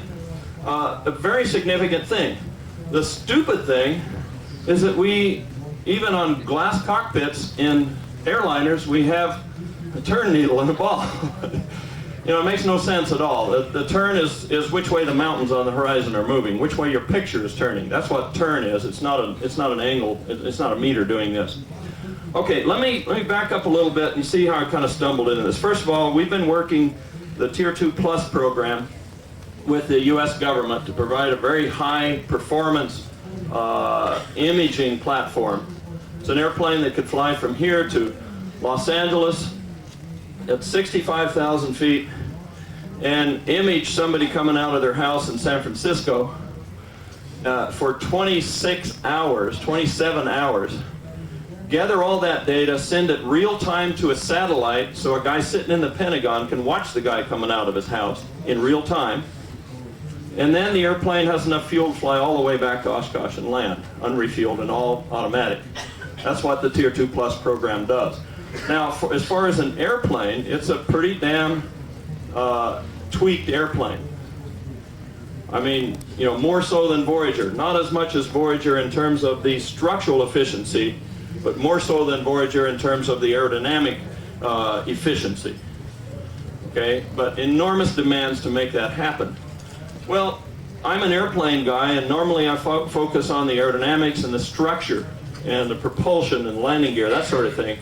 But throughout this year of working very hard with as many as 5 of these teams, I became immersed in another technology that I'm not all that interested in, and that's called synthetic aperture radar. How do they see this guy coming out of this house 200 miles away? Okay? And how do they do that, and how they get that data up to the satellite, and how can that thing work? It's fascinating. It's very expensive. The airplanes on this Tier 2 Plus program cost about $1.3 million. The engines cost about $1.5 million. And the electronic boxes and antennas and stuff that do all of this cost about $7 million. Okay? So, you know, imagine your airplane with 3/4 of the dollars on the instrument panel. That's kind of the equation there. Well, I asked some stupid questions. I says, well, why is this stuff so expensive? Generically, why is it? Which is a good question to ask nowadays, because, you know, why was GPS so expensive when it first came out, right? Generically. Well, I was told right up front, it's so expensive because of enormous demands on computer processing. What? Enormous demands on computer processing? Anybody that's told that in the last 20 years ought to perk up. That means tomorrow it's dirt cheap, doesn't it? Why is the antenna so expensive? Well, it's because we need to image this whole area and go into the spot and tell whether there's a guy coming out of the house. Well, I submit that for you to fly as if there were no clouds, when there are clouds, you don't need to see whether a guy comes out of a house 200 miles from you. You just need to have kind of a rough picture, don't you? And for you to make an instrument landing, you don't need to recognize and read the license plate on the Cadillac driving over there a mile away. You just need to see the runway and the obstacles, don't you?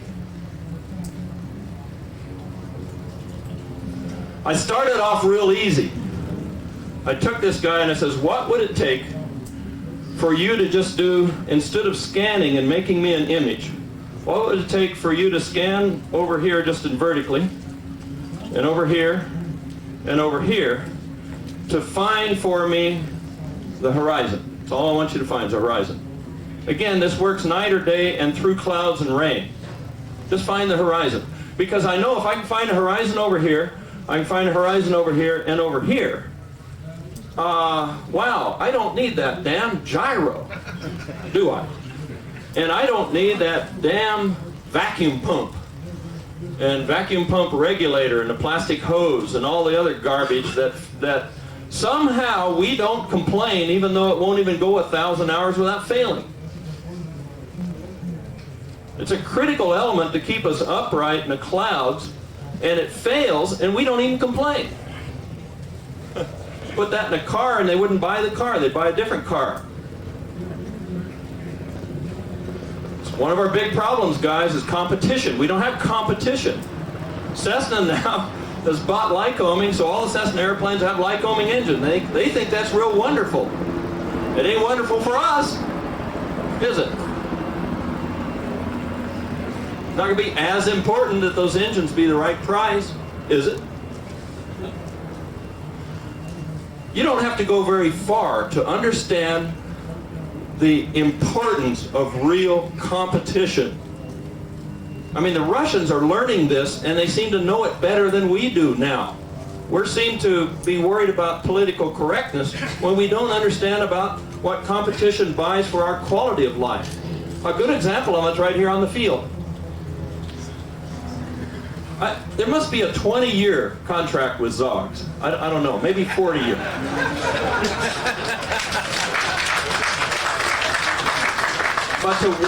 But to have a concession where you wait in line for a long time, at a time when you want to look at airplanes, and you get a soggy piece of bun with no lettuce and pickle and tomato and nothing, and with an enormous audience who wants to buy these things. You know what would happen if Paul Pobresny would understand competition and open the concessions for food to people who wanted to compete for who would buy for it?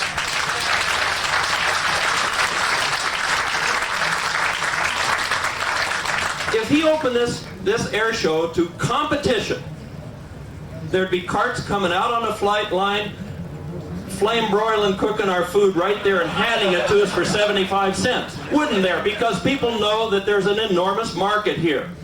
And they would want us, and Zogs wouldn't sell anything. Nothing. Because we'd have service. And we get service because of competition. Now, if you look at what's happened in what we're able to buy as airplanes, of course, we sweat and slave and get epoxy poisoning and everything because there's no competition.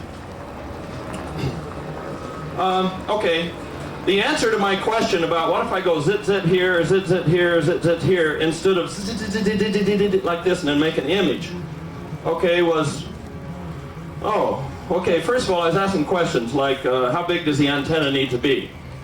You know, the antenna on this thing that images the guy in San Francisco, the antenna is about the size of a Long Easy, okay? Long Easy fuselage. And it costs about $1 million, just the antenna. Okay, but to do what I asked, to get rid of my gyro, the antenna's just, well, it's smaller than your fingernail. It costs about a penny. And the processing is just almost nothing. You already have it in your laptop. Now, well, that's kind of neat. Let's make attitude by looking at the ground. What a concept.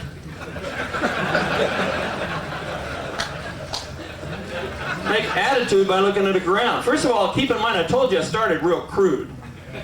Now, you could take that signal. It cost about $50 to process it, software, antenna, wiring, and everything included, and you drive an attitude indicator by not using a vacuum pump or not using a motor spinning around or not using all this crap that fails. I'm talking about no moving parts here, people. No moving parts. Key issue. You don't find those bearings and nuts and bolts in nature, and we'll talk about that if we have time. Well, that's not where I wanted to go, but I wanted to start him there. Because I don't want to go where you look on a panel at an attitude indicator to look at attitude. Now, obviously, it'd be pretty easy to take a little laser light and draw a horizon around the cockpit with that 3 pieces of information, wouldn't it?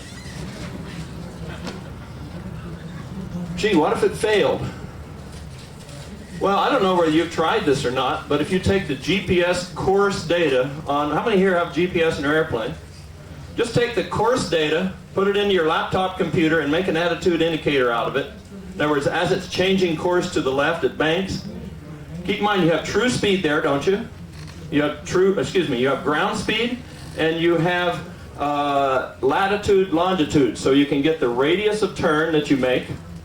And if you have the radius of turn and your speed, then you can calculate a bank angle and you can present it to the pilot. Okay, now that works this way. You can take the GPS signal that you got, go through some software. Remember, software costs nothing. Software is one of those things that if somebody says, I would like to have that, you can give it to him and still have yours. If a guy says, I want your Ferrari, you give it to him and you don't have it. That's the reason that it's cheap. It's because you still have it when you give it to him, right? I'm not talking about some simple concepts here, people. Right? You can just take that GPS information, I've done this, and put it into there and drive your little laptop and drive an attitude indicator. And we thought, oh, that's kind of neat because he put it up in the window. Or we fly Mentor Flight Plus. Hint, hint. I hope I'd like to get their new one. And you make a little attitude indicator. Make a little attitude indicator window for those that fly Windows. Let's see, Windows 95 that's Mac 84, I think, isn't it? Yeah. But you make a little window up there, and you show an attitude indicator, and you already have the transducer for attitude. Okay, now the problem with it is that processors on GPS normally come up with a data point every second, some of them every 2 seconds. So when you're in turbulence or when you want to roll into a heading, if you get data only every second, it's real hard to fly. But it's a plenty adequate backup indicator if your other one goes out.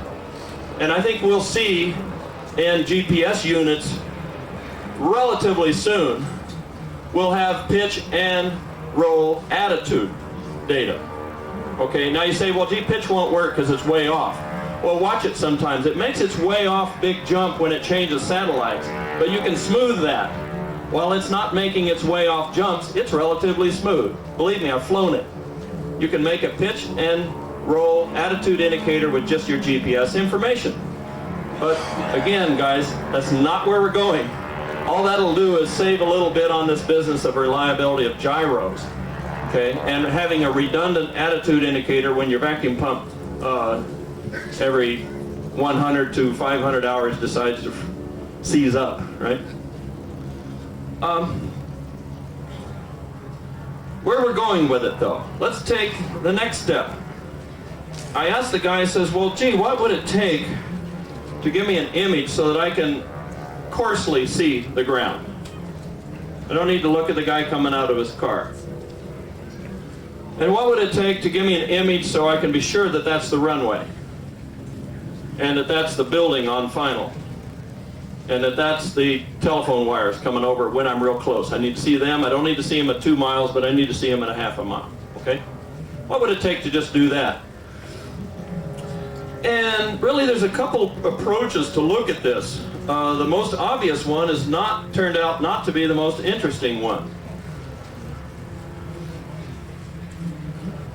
Remember, the cost on these things and the power required is the processing. Now, when you go as a reconnaissance airplane and you want to look over here with a spot image 200 miles away, you got to really do some processing, okay? Because a second or two later, when that guy gets out of his car and drives away, and you want to know which way he's going, you need to follow him all the time. You need to keep that image always there. Well, let me submit that what you see on the ground when we fly in the clouds, you're not that interested until you get real close, which is a guy in front of you on the runway. You're not all that interested in things that are moving around on the ground. You're interested in what's there. Now, what this means is instead of going zit zit over there and zit zit here and zit zit over here, let's take just one sweep and go zip and throw it in memory. They say, well, why are these things so expensive? Oh, memory. Gotta have lots of memory. Memory, huh?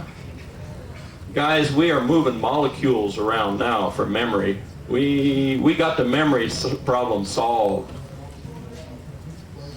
It's not going to be that long, and some of you people hate to think of this, that we're going to upload instead of send kids to school.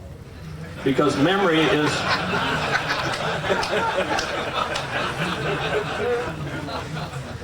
I tell you, we teach ourselves in school and through our ordinary life at an extremely low baud rate for a given subject. We have to go, if we want to go to learn about cooking, we have to go to a cooking school, and we have to travel on an airplane for hours, and we have to sit there and be in class for 4 hours a day and do other things other time and rest up and whatever. And we get a tiny amount of information in cooking school for an enormous amount of energy that we output, making our bodies spend that 2 weeks in wherever the place is, where Clinton goes. The other one. Yeah. The one that runs the place. But let me just suggest that the amount of information that you really need, that you learned in cooking school, so that you can go in, that the amount of information that you take back with you so that you can make a better meal for your wife or husband, is amount of information that could be uploaded into your brain in probably a half a second or maybe a tenth of a second. I'm not talking about creating life here, guys. All I'm talking about is moving information around, which we do all the time. First of all, what are our bodies? Our bodies are information. You think our bodies are blood and flesh and hair. Well, that changes all the time. You're the same person that you were 20 years ago, but you don't have the same skin, you don't have the same blood, you don't have the same hair. The reason it is identifiable to you, though, is the information in your DNA. And what's really happening that is scary to some, but I'm extremely excited about, and I think anybody who wants to look at a better life in the future ought to be real excited about it, is what's happening is that we are processing information and storing information and moving information from one part of the world to another, and very soon one part of the universe to another, in enormously capable ways compared to just a generation ago. And if you know how to deal with information, then you know how to deal with the quality of life itself.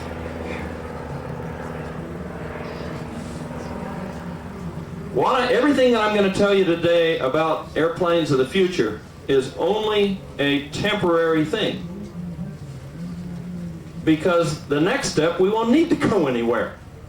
When you get virtual reality with as good of resolution as we have with our normal senses, we won't need airplanes. And we can travel to the stars without having to take our physical bodies there and actually be there. Okay? That's coming. It scares a lot of people, but it's coming in the next 20 years. So what I'm going to talk about is something that I think we got to do extremely fast, because if we let FAA do it, they'll take 20 years to do it. And we'll never have airplanes during this short transitional time period. So I want you guys to help me and do it right now so that we can fill these guys and have fun flying airplanes. Now, I'm not saying that after 20 years from now we won't fly. It's just that it'll be a nostalgic-like thing to do. I'm not saying that we're going to outlaw instrument panels. Of course not. That'll be like saying today that we outlaw tail draggers.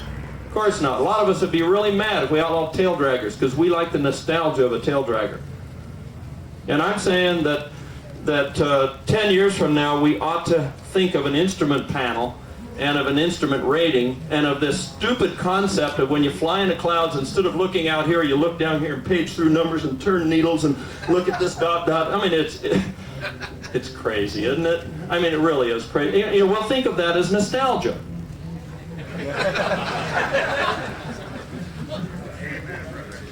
Here's what we're going to do. We're going to take this little thing that did zit, zit, zit. We're going to move. First of all, we're not even going to do that because I don't want an attitude indicator. We may have that. It's a side bonus, of course. We may have that. We may have GPS attitude, and we may have, you know, a laser attitude. We have all these things. We have 4 different sensors for attitude. Driving something that looks good, which I think the first thing is just a light show that shows a horizon on where it is. Not on an instrument panel, but where it is. You look down here at an airplane on a background to see what the attitude is. No, the attitude's up here. Okay, here's what we're going to do with this. We're going to go like this. And we're going to take that data and put it in memory. Not real expensive to do that now. Okay? And now the airplane moves another foot or 2 or 6, doesn't matter. And we go zip like that and put it in memory. Okay, what are we doing? We are building a picture of the world in front of us and below us. We don't need enormous processing to do so because we just take one look at it, put it in memory, take another look at it and put it in memory, and lo and behold, we have the capability now in cloud night, anytime, of showing what's there. And just for the hell of it, 5 minutes ago, what you flew over, hey, I'd like to look at that again.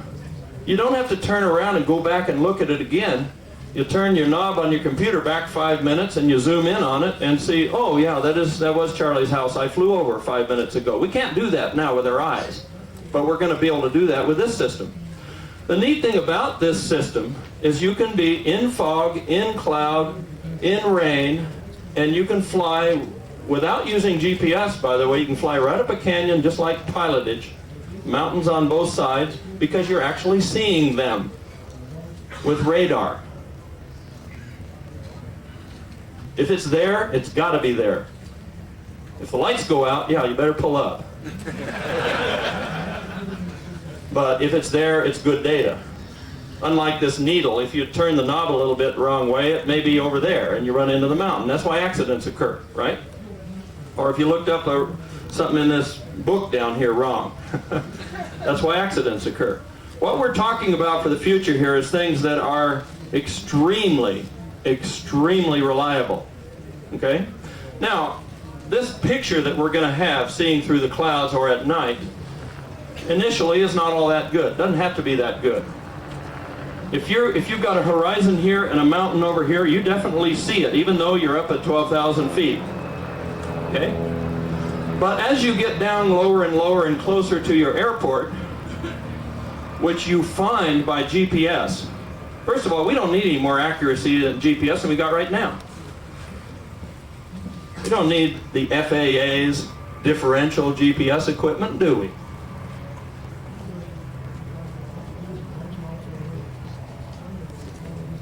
If we can get within a couple hundred feet, and we're looking out there 5 miles away, and there's the runway, our little computer can take and move the runway over 100 feet because it sees the runway, doesn't it? The satellites tell you, just like they do today, when we come in here and we land at Fond du Lac right on the runway with our GPS, it works better than they say it does. But if it's off, it doesn't matter. How many of you here have driven the General Motors car that you rent at Hertz and that has the moving map display that tells you how to find a restaurant? Have you ever wondered why It uses GPS. It doesn't use the military P code. It doesn't have differential GPS, but your car is right on the road all the time. That's exactly what we're doing here. It's not going to show, they don't want to show you off the road, which is a GPS signal if it's 100 feet off. And guess what? It's just software to be smart enough to say, the computer says, wait a minute, car's off the road. Wait a minute, I remember. You know? If we had that problem, we wouldn't be able to drive here. We'd have to bump into each other walking here. We're going to have collision avoidance not only with an icon overlaid on the real airplane, but we're going to have it with sound. Where you're doing a back course ADF approach of the baby crying in the back seat, collision avoidance issue with trains. So they have a regulated, very redundant, computer-controlled super system of that, and it works. I want you to think about that. And think about a scenario where you want to travel commercially on technologies we really have coming.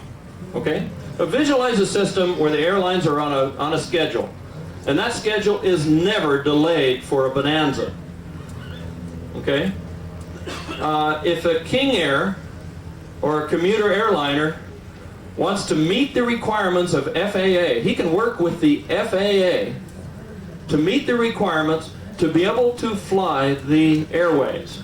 So he can stay away from us long easies and bonanzas if he wants to. If he's qualified to. If you're an airliner, you have to. People that don't like what I'm going to propose, why, be an ATP, get your license, get your airplane qualified, and you fly the airwaves. And be regulated if you like that. But the rest of us, we are going to have navigation and collision avoidance just like we have in cars. And that is, it's centered in our cars, not at a radar screen somewhere. Now, you'll have people say, well, our skies are too crowded for that to happen. I submit our skies are not too crowded to have that happen at Oshkosh.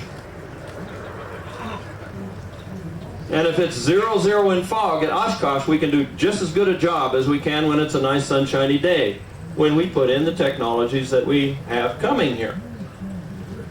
And it won't be confusing, because when you go out on your solo flight, you will see superimposed on what you see out the window on a nice day, you will see this information, which is correct information, not hieroglyphics on an instrument panel. And when you go out for your next solo flight, and it's fog, the instructor says, yeah, go ahead, doesn't matter. Because you are going to do the same thing with the same tasks that you did on the nice day. And it doesn't matter, nice days or bad days. We have got to have flying tasks the same in cloud as in a nice day for us to fill the skies. That's the key issue, only that.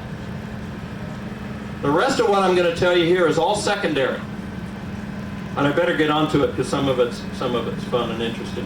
Let me talk a little bit about structures. I've been doing an awful lot of work. In fact, I almost couldn't come to Oshkosh because of this program, where we are trying to solve the problem that fighters are too expensive. I'm talking about the stuff that Lockheed and McDonnell Douglas and Boeing do. It has been an enormous battle for about a year to get over the hump to where the government would accept that that's a worthwhile thing to do, and to get one of the aerospace primes to support the idea that it is a problem and needs to be solved. And I say it, the thing I'm talking about here is graphite fighters like the F-22 look just like aluminum airplanes, they're just a different color. And even a home builder knows that it doesn't work very well to take a couple of cured pieces of composite and glue them together. And even a home builder working his garage knows that you can't rivet it together to make it work either.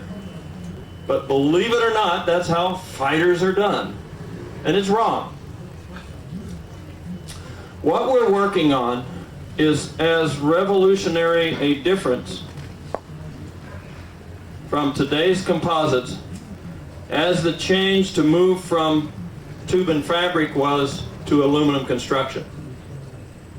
It's not so much a materials issue, it's a materials handling issue.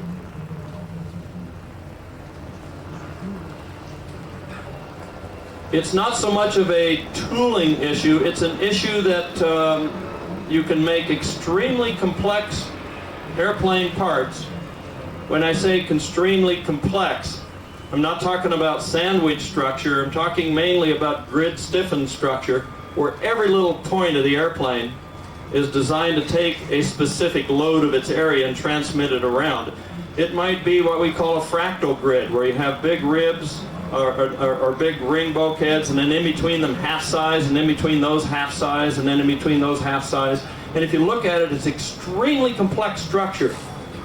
An airplane designer would look at that structure and say, whoa, would never do that, it costs too much. But what we're working on is in ways in which that costs almost nothing to make. And in ways in which the tooling is extremely cheap, and you can change the tooling with software and make it different on every airplane if you want to.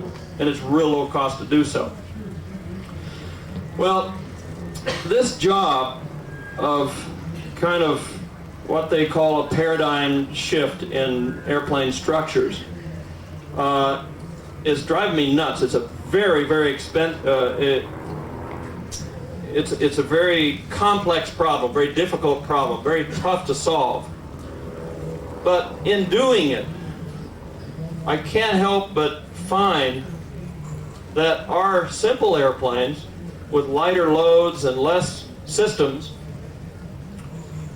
are probably the ones that are going to benefit from this. It's likely that I'll fail in this government contract because I'm meeting enormous resistance to change, even though they'll look at the structure and say, wow, can you really do that? And you make a part and, you know, there it is. There's enormous resistance. It's not the way they've been doing it. It's not within the experience base. But the exciting thing about it really is that if we decide to go out and build a home-built airplane with it, I don't have to convince anybody but Burt Rutan. We're just going to do it. Now, we did a shot at this, not the most recent stuff, but we made a second airplane fuselage, pressurized airplane fuselage, last month. You know, a couple years ago, we made a boomerang fuselage at a single cure. Very complex structure, including an air stair door, one cure. Last month, we made a 67-inch diameter, which is a pretty good size business jet, for Vision Air in a single cure. So we're just starting. We're just at the very early stages of learning how to do this. But we're just starting to do some stuff that's really exciting. There's some methods to build wings that we're very excited about, but we're just starting it. So my main focus at Scale Composites, personally, we have 14 programs going there, so we got a lot of variety of stuff going on. But for myself, I tend to focus on one thing. My main focus, really for this last 6 months and probably for the next 6, is going to be on really making these methods sing, make them really work. Now what that means is it addresses another problem with general aviation airplanes, and that is they're frail, they don't weather very well, they don't work very well for fatigue or corrosion, and they're very expensive to make.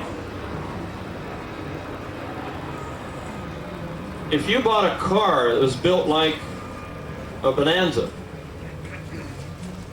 you'd pay a lot of money for it.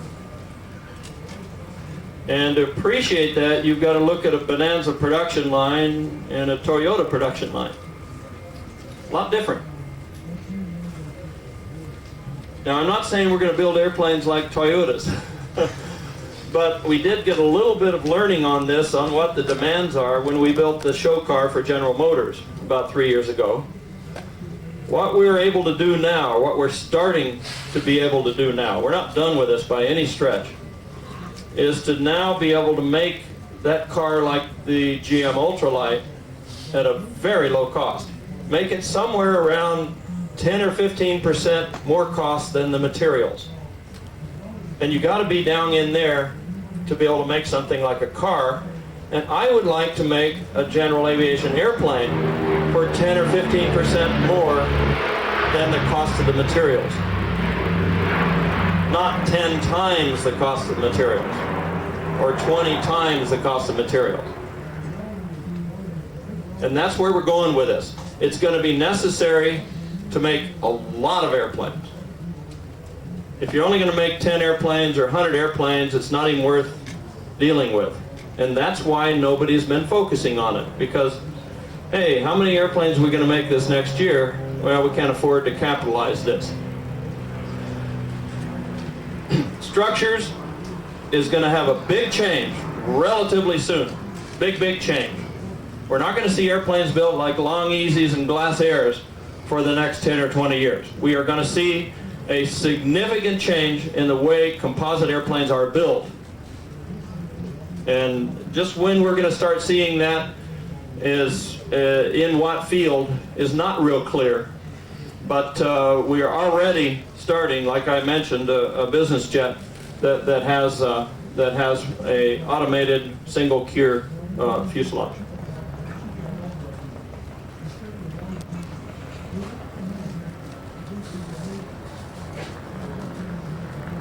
In our dream list is propulsion.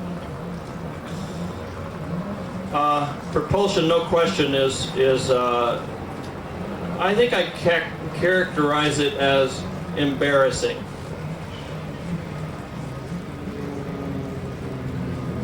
The fact that what we have for our airplanes and what we experience in its reliability when we install them in one airplane or another, and how we have to tweak them and what we have to pay for parts and what their reliability and maintainability and cost are, it's not something that's just, gee, this needs a little improvement. It's so bad that it's embarrassing. It really is. I believe that there's technology that right now that if applied and if supported would give us an airplane, an engine that weighs maybe between 50 and 120 pounds, that would take an airplane with 5 or 6 people and cruise it clear across the country at about 350 knots. With the airplane's gross weight consisting of only about 28% of fuel at takeoff. Now those are some pretty spiffy numbers. And it doesn't really fit right in with what we're used to, does it? But the numbers that I just gave you are not numbers that don't fit current technology or propulsion. Now, I'm not talking about this far out propulsion, like zero-point energy and some of this other stuff. I'm talking about current propulsion technologies. When we're going to build many thousands of airplanes, instead of a couple dozen airplanes out of a factory, we can afford to go in and put $100 or $200 million into engine development. That's what needs to be done to get the engine that I just described. Are you going to see it happen in Wichita? Nope. Last letter I wrote to Beach, I asked them, are you guys going to compete with a 1998 Cessna 172? I don't think Cessna even wants to do that. They made a deal It was in the papers, but it was almost like an under-the-counter deal. That if you get us a statute of repose to get our insurance rates down for the old airplanes, we'll reopen the assembly line and make jobs. That's all it was. Really, it was a deal. If they were serious about building a general aviation airplane for the 90s, if they were serious about expanding and growing the industry of general aviation relative to what it was back in the 70s when we were building lots of airplanes, and a lot of people were saying, I could afford one of those someday and I can go flying. I remember almost buying a brand new American Yankee. It was $7,000.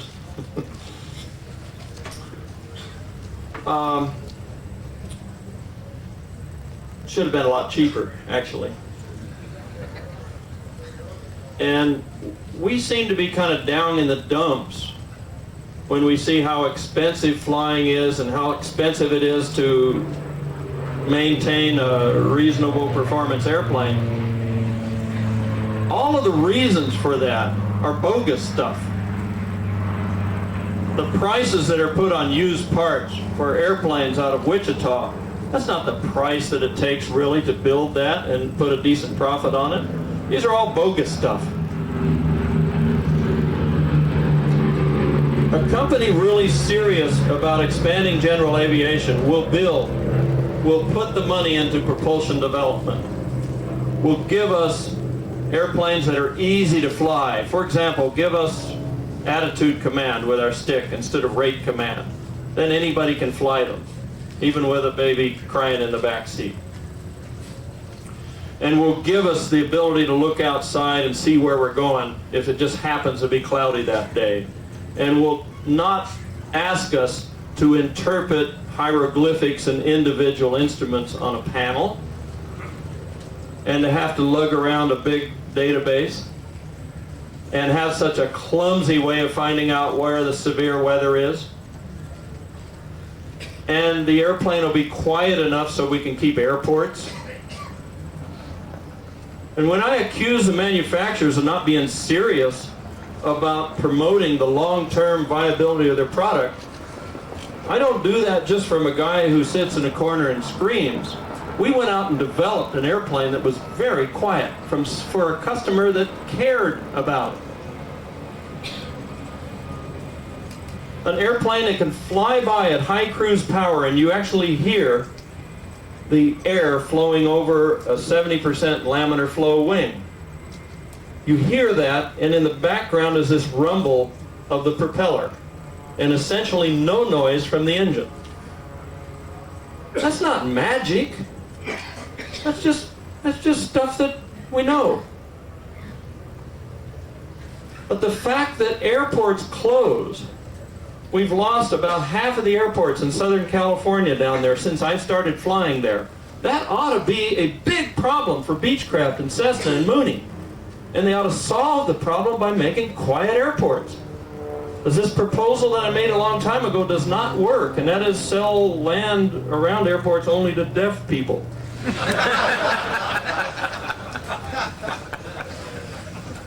You can make a quiet airplane now. It's not like it's a magic thing. We paid a very small penalty for climb, and we paid no penalty for cruise to have an airplane that's quiet. And if Cessna and Beech and Mooney were serious about their future markets, and they get out there and plan to give us an airplane to be produced in 1998, it ought to be as quiet as the airplane that Burt Rutan did out there in the desert, for crying out loud. Why not? Because it's their future that airports stay open.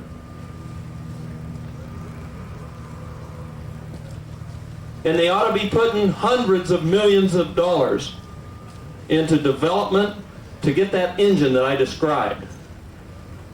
So an airplane that they pay the same as they're going to charge for that 172, you can fly here to Oshkosh non-stop with less gas and not have to stop in a hot place on the way because you got enough range, and to be up at good altitudes above weather, and up there where you've got a better environment, a safer environment for an engine failure, whatever.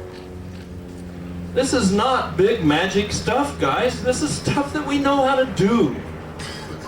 It just takes seriously approaching it, investing in the future, and putting out the right product instead of announcing that we're going to get a 172 again.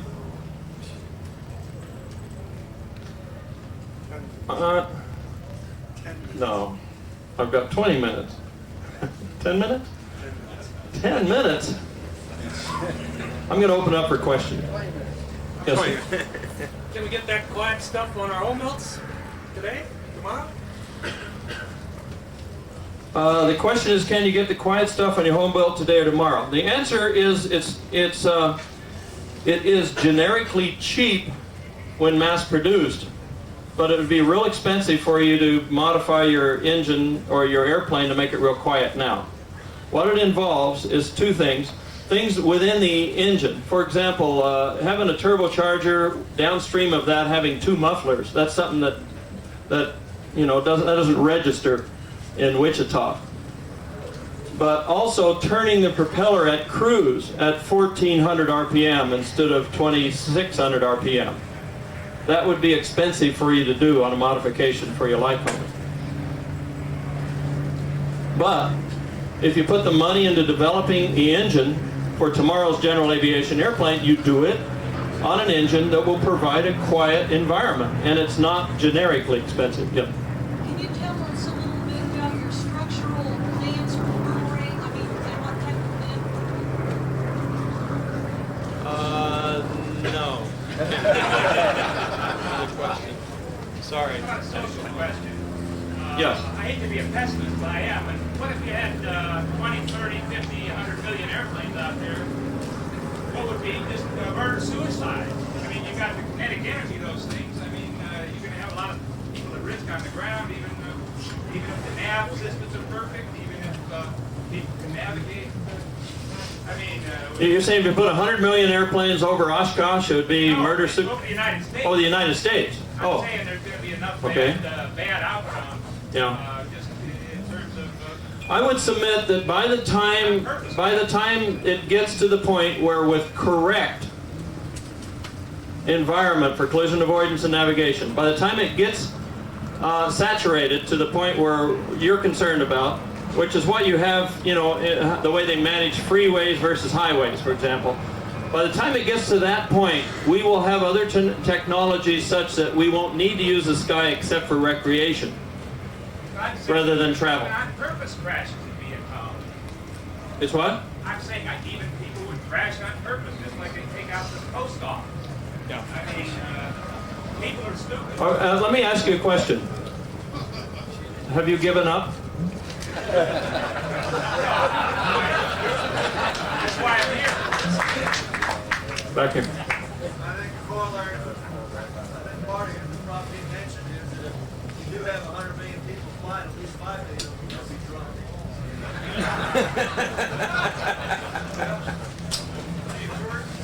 Well, guys, to worry about the sky is falling due to overcrowding when it is so enormously sparsely populated now is that kind of worry ought to be coming from a crowd of people who are not at all interested in aviation, not from us. Yeah. Systemic changes that need to take place. Big companies like Cessna going into change from a low volume, high profit to a high volume, low profit. I think the bottom line is that it won't come from them at all. The question is what kind of a systemic change would need to be done in a low volume present aircraft manufacturer to really address what we need for a high volume environment. And the answer is I really don't think it's going to come from them at all. And for the same reasons that you see an enormous amount of pessimism. And gee, you can't do that sort of ism. That is not how we got to the moon by saying, oh, you can't do that. And it'd have been real easy for people to say, what, go to the moon? You can't do that. Wouldn't it? In the back.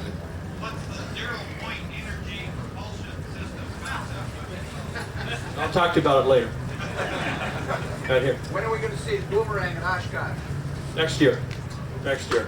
I haven't worked on it. I haven't worked on it in a couple of months, and the last thing I was doing was wiring. It's on the gear, and all the controls work, and cowlings and props and everything on it. But I just got into wiring hell, and I got too busy to get it here. Yeah. I'd love to have the diesels on it. Michael, are you out there? Yes.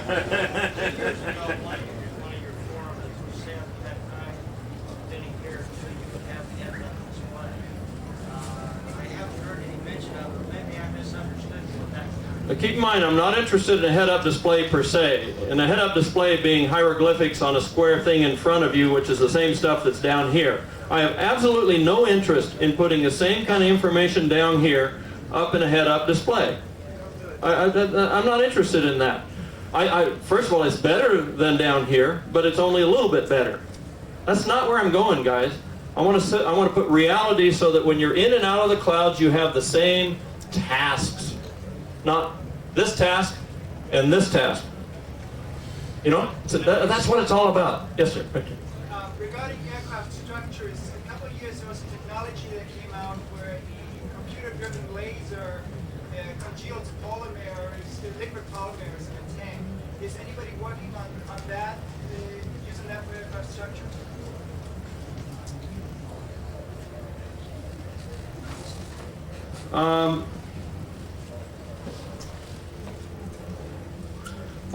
We haven't at all. I've seen some stuff on that, but not enough to answer your question as far as the state of the art of those materials. I really don't know. Yeah.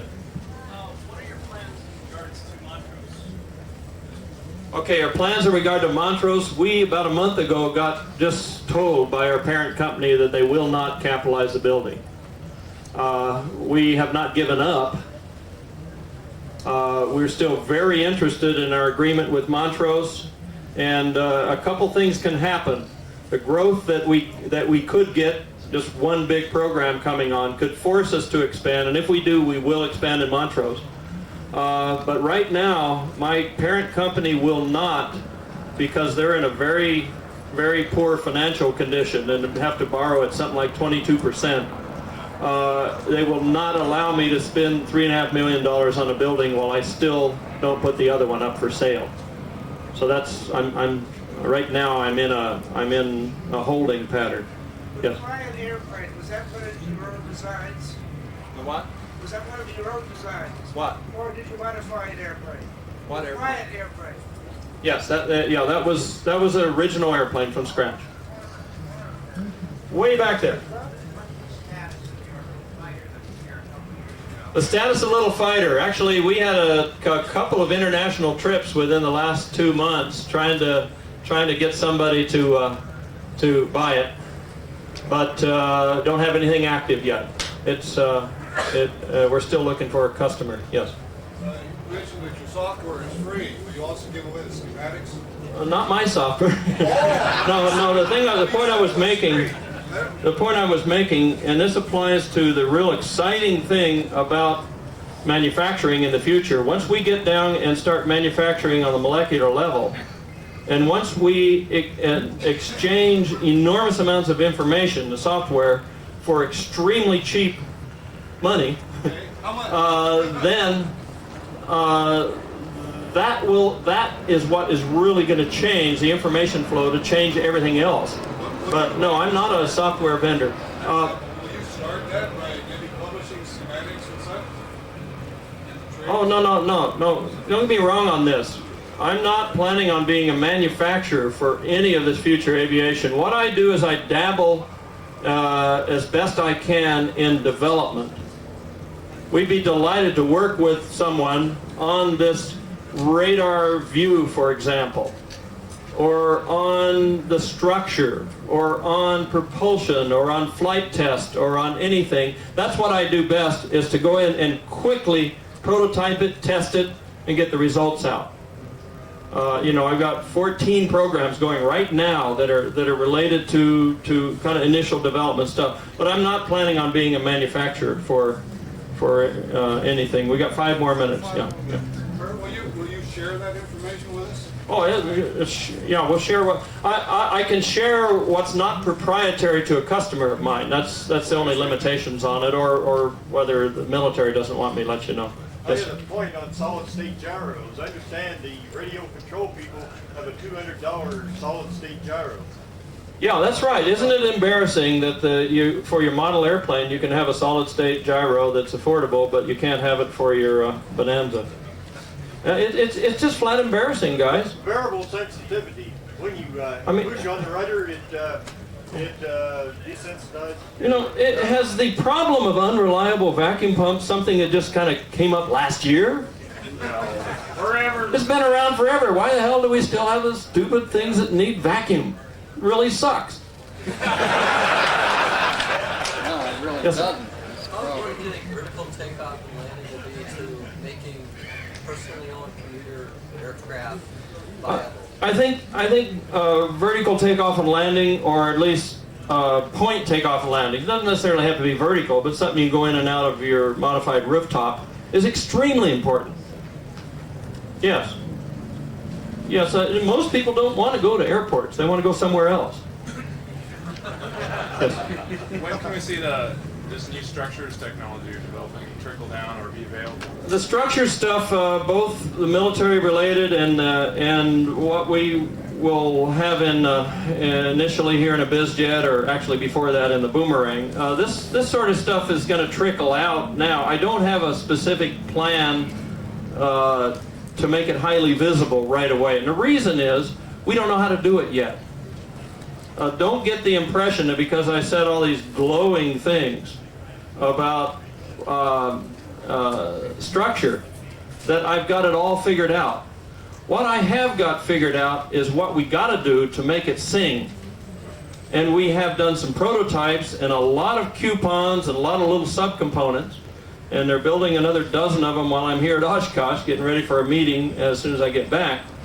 But it's something that's not just a tooling issue.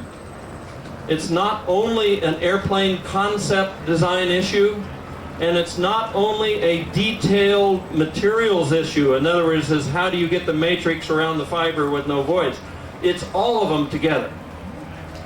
I can give you a little bit of summary, and that is I think thermosets are just a temporary thing that airplanes of the future will be, and a lot of products of the future will probably be, they'll go through a stage of commingled thermoplastics, and then we're going to go to where we buy a fiber that is coated with a thermoplastic matrix. And we never mix anything, we never make a matrix. In other words, it's the bed sheets without the honey. So I really think that when we get into real serious manufacturing that we won't be doing any thermoset work. But to make the thing sing, the important thing, and the reason that it hasn't gotten very far, is that the concept designer has got to do it. If you got a fighter whose cross-section looks like this, for whatever reasons, you know, maybe there's a missile here or something, and you could make the concept just as well like this. Well, that one you can filament wine, can't you? And you can draw material over a male mold, can't you? Placing fibers into female molds that are concave, you can never do it anywhere near as good as you can pulling it around a male. It's just a generic issue. So to have an airplane that really sings structurally starts with a concept designer being a manufacturing expert, and then let him fight a little bit with the aerodynamists.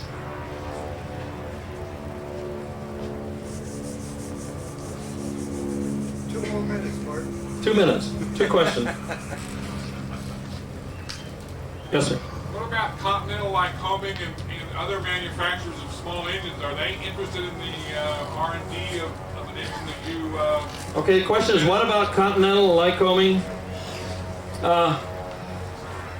it'd probably be improper for me to guess at what their financial situation is, but I would tend to guess that a company that had product liability premiums that they pay on 150,000 engines on old airplanes and have a production line that makes 2 or 3 or 4 or 5 engines a day is probably not the one that's really well suited to invest in the future. I would certainly hope that if a guy who really wants to have fun, a guy like Bill Gates, would think that that's important and put a program together and say, hey, you know, I could turn this into real money if I put a couple $100 million into this. That kind of an attitude and that kind of courage is what it would take to do at least the propulsion issue, I think.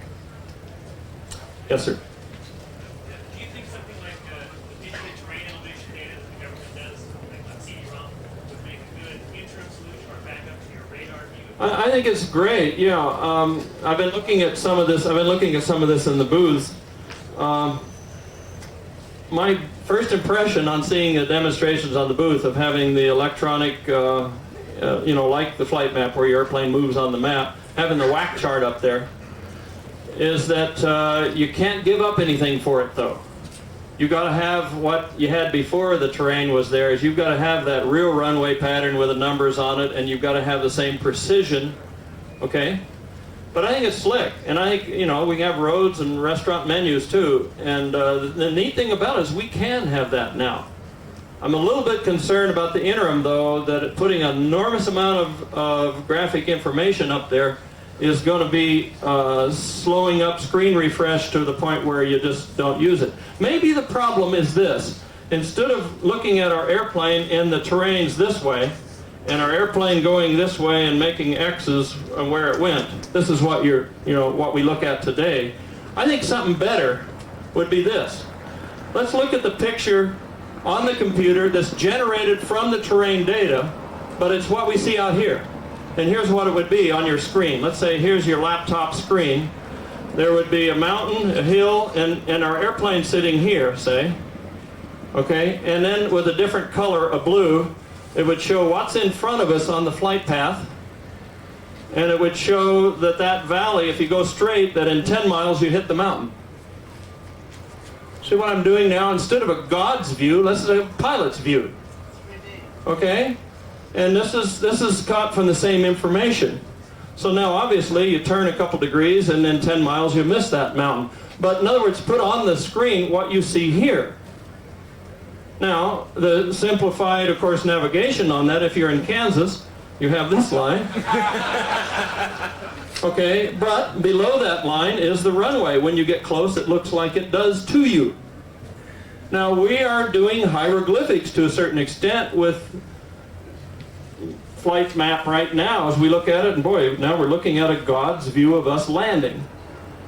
But what I'd really rather see is a pilot's view of us landing, because that's how we learn to fly. See what I'm getting at? This display here and this display here can be done with the same database, and it's probably easier to display because you don't have to display all this stuff that's behind you that you're not interested in.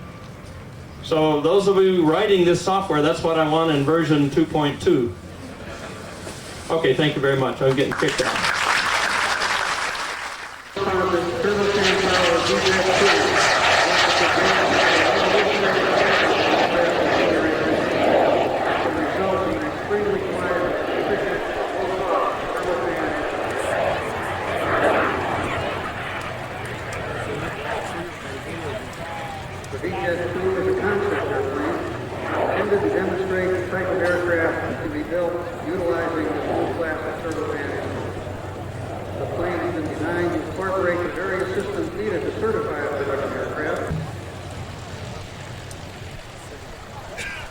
During the upcoming first pass, we're going to be flying at an airspeed of approximately 200 knots.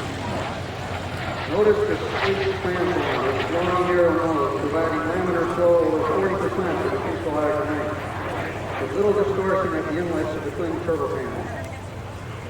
forward swept wing provides very docile stall characteristics for the engine pilots. The closest program is called GAP. The purpose of the GAP program is to demonstrate an advanced affordable turbofan engine to power a new generation of general aviation aircraft. These new airplanes will offer improved safety, increased speed, and improved reliability with lower noise, vibration, and exhaust emissions.